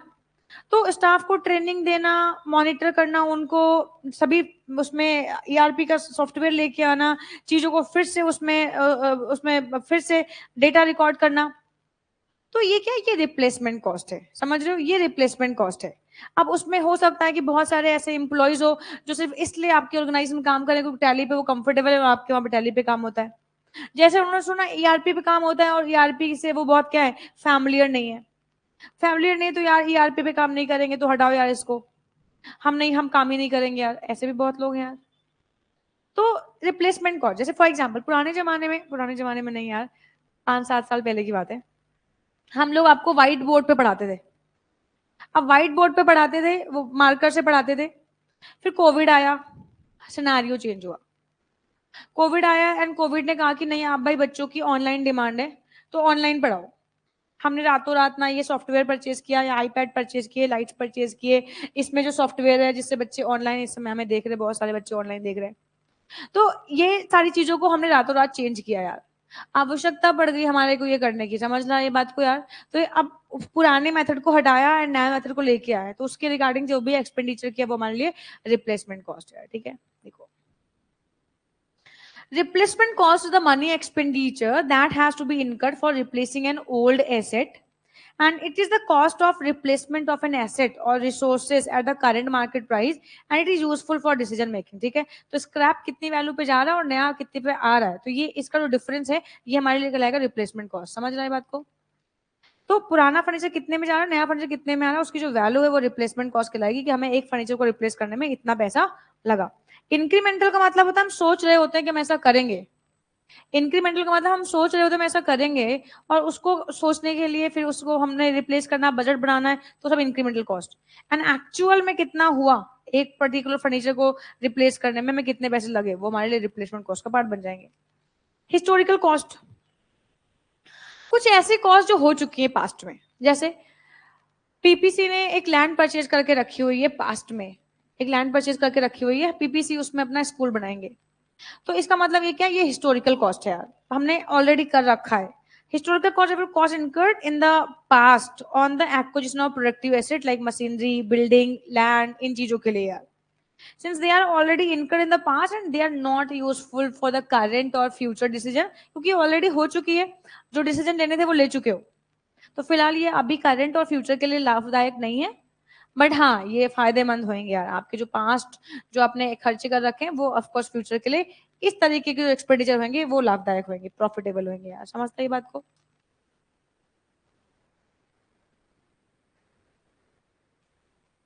अब आ जाओ, अब कुछ होती है सोशल और कुछ होती है प्राइवेट कॉस्ट।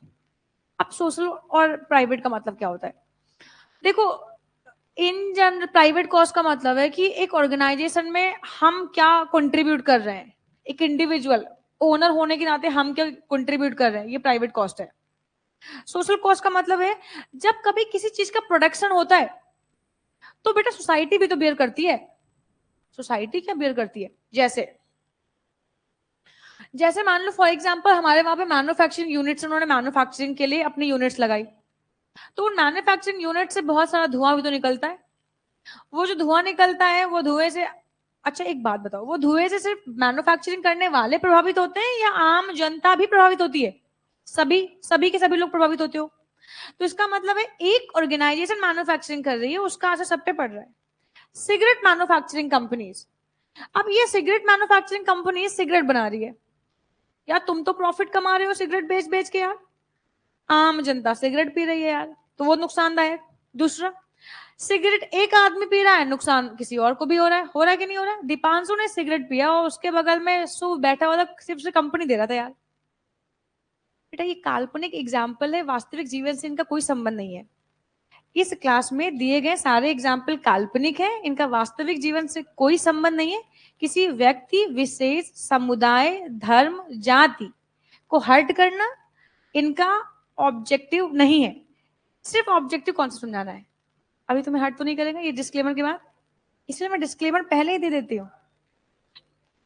तो दीपांशु ने सिगरेट पी और शुभ उसके बगल में बैठा हुआ था, भाई दोस्त है, कंपनी दे रहा है लेकिन पी नहीं रहा है, खड़ा है। दीपांशु ने सिगरेट पी, बेटा उसके फेफड़े खराब हुए, क्या बेटा शुभ के फेफड़े भी खराब हुए? कैसे? और वो ऐसे ऐसे तो कर रहा है बट फेफड़े में जा रहा है, समझ रही बात को यार? तो इसका मतलब क्या है, सिगरेट मैन्युफैक्चरिंग कंपनी सिगरेट बना रही है बट उनसे प्रभावित आम जनता भी हो रही है, तो इसका मतलब ये सोशल कॉस्ट है।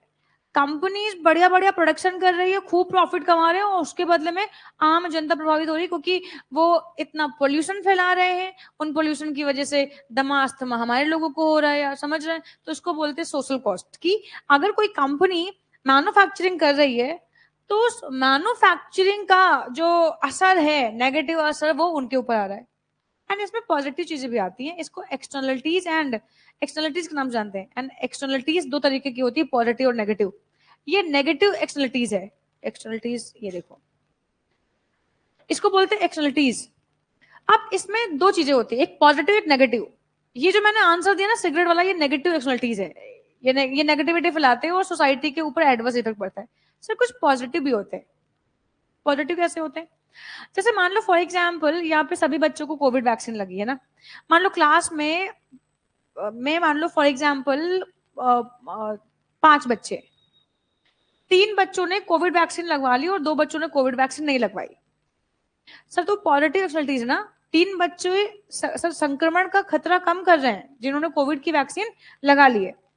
तो समटाइम्स इन ऑर्गेनाइज, जैसे ये कंपनीज हैं, ये कुछ अच्छा काम भी करती हैं, ये बुरा काम भी करती हैं, मतलब बुरे असर पड़ जाते हैं, तो हम इसको बोलते हैं एक्सटर्नलिटीज, वही सोशल कॉस्ट का पार्ट बनता है। देखो,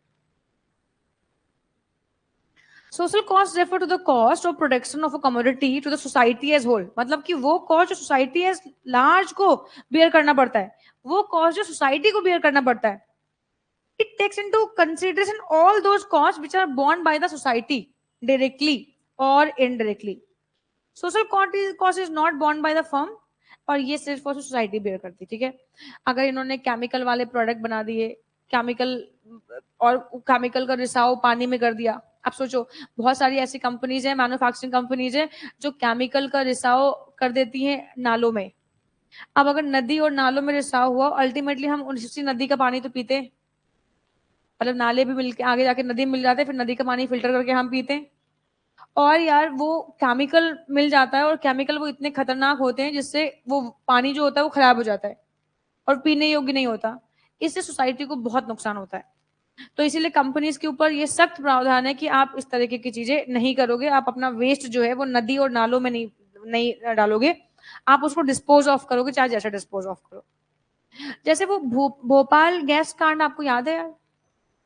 भोपाल गैस कांड में क्या हुआ, एक गांव में मैन्युफैक्चरिंग कोई गैस का प्रोडक्शन चल रहा था और वो गैस का रिसाव होने से कितने सारे लोगों को नुकसान पहुंच गया।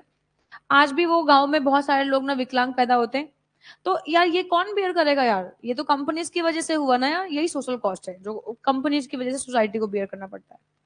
And social cost is equals to private cost plus external cost, and it is found out to get social profit rather than a private profit, ठीक है ना यार? तो हम इसको social profit भी बोलते हैं, social cost भी बोलते हैं। For example, cost of resources which a firm is not required to pay, river use करती है, उसको खराब भी कर रही है, roadways use कर रही है ना, etc. And cost of this utility, जैसे for example air, water pollution, noise pollution, ये सब भी तो क्रिएट करती है ना। तो ये चीजें सोशल कॉस्ट का पार्ट बनते हैं। इनके 2 एस्पेक्ट होते हैं, एक पॉजिटिव एस्पेक्ट है और एक नेगेटिव एस्पेक्ट है, दोनों ही एस्पेक्ट है इनके, है ना।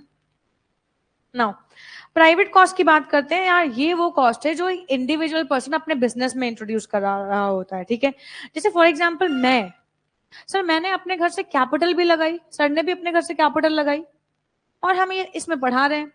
तो सर कुछ खर्चे हमने किए, पैसे लेके आए, और कुछ ऐसी चीज जैसे फॉर एग्जाम्पल पूरा दिन मैं पढ़ाती हूँ आप लोगों को, एंड एक टाइम ऐसा आता है कि लिटरली ना गले में दर्द हो जाता है, डॉक्टर के पास जाना पड़ता है यार, डॉक्टर वो कैप्सूल दे देते, लो जाओ खाओ और ठीक हो जाओ। अभी इतना बड़ा बड़ा कैप्सूल खाना पड़ता है यार, समझता है बात को यार, गले में दर्द हो जाता है, मतलब हर एक टीचर को ये एक मेजर प्रॉब्लम है, उनके गले की प्रॉब्लम होती है।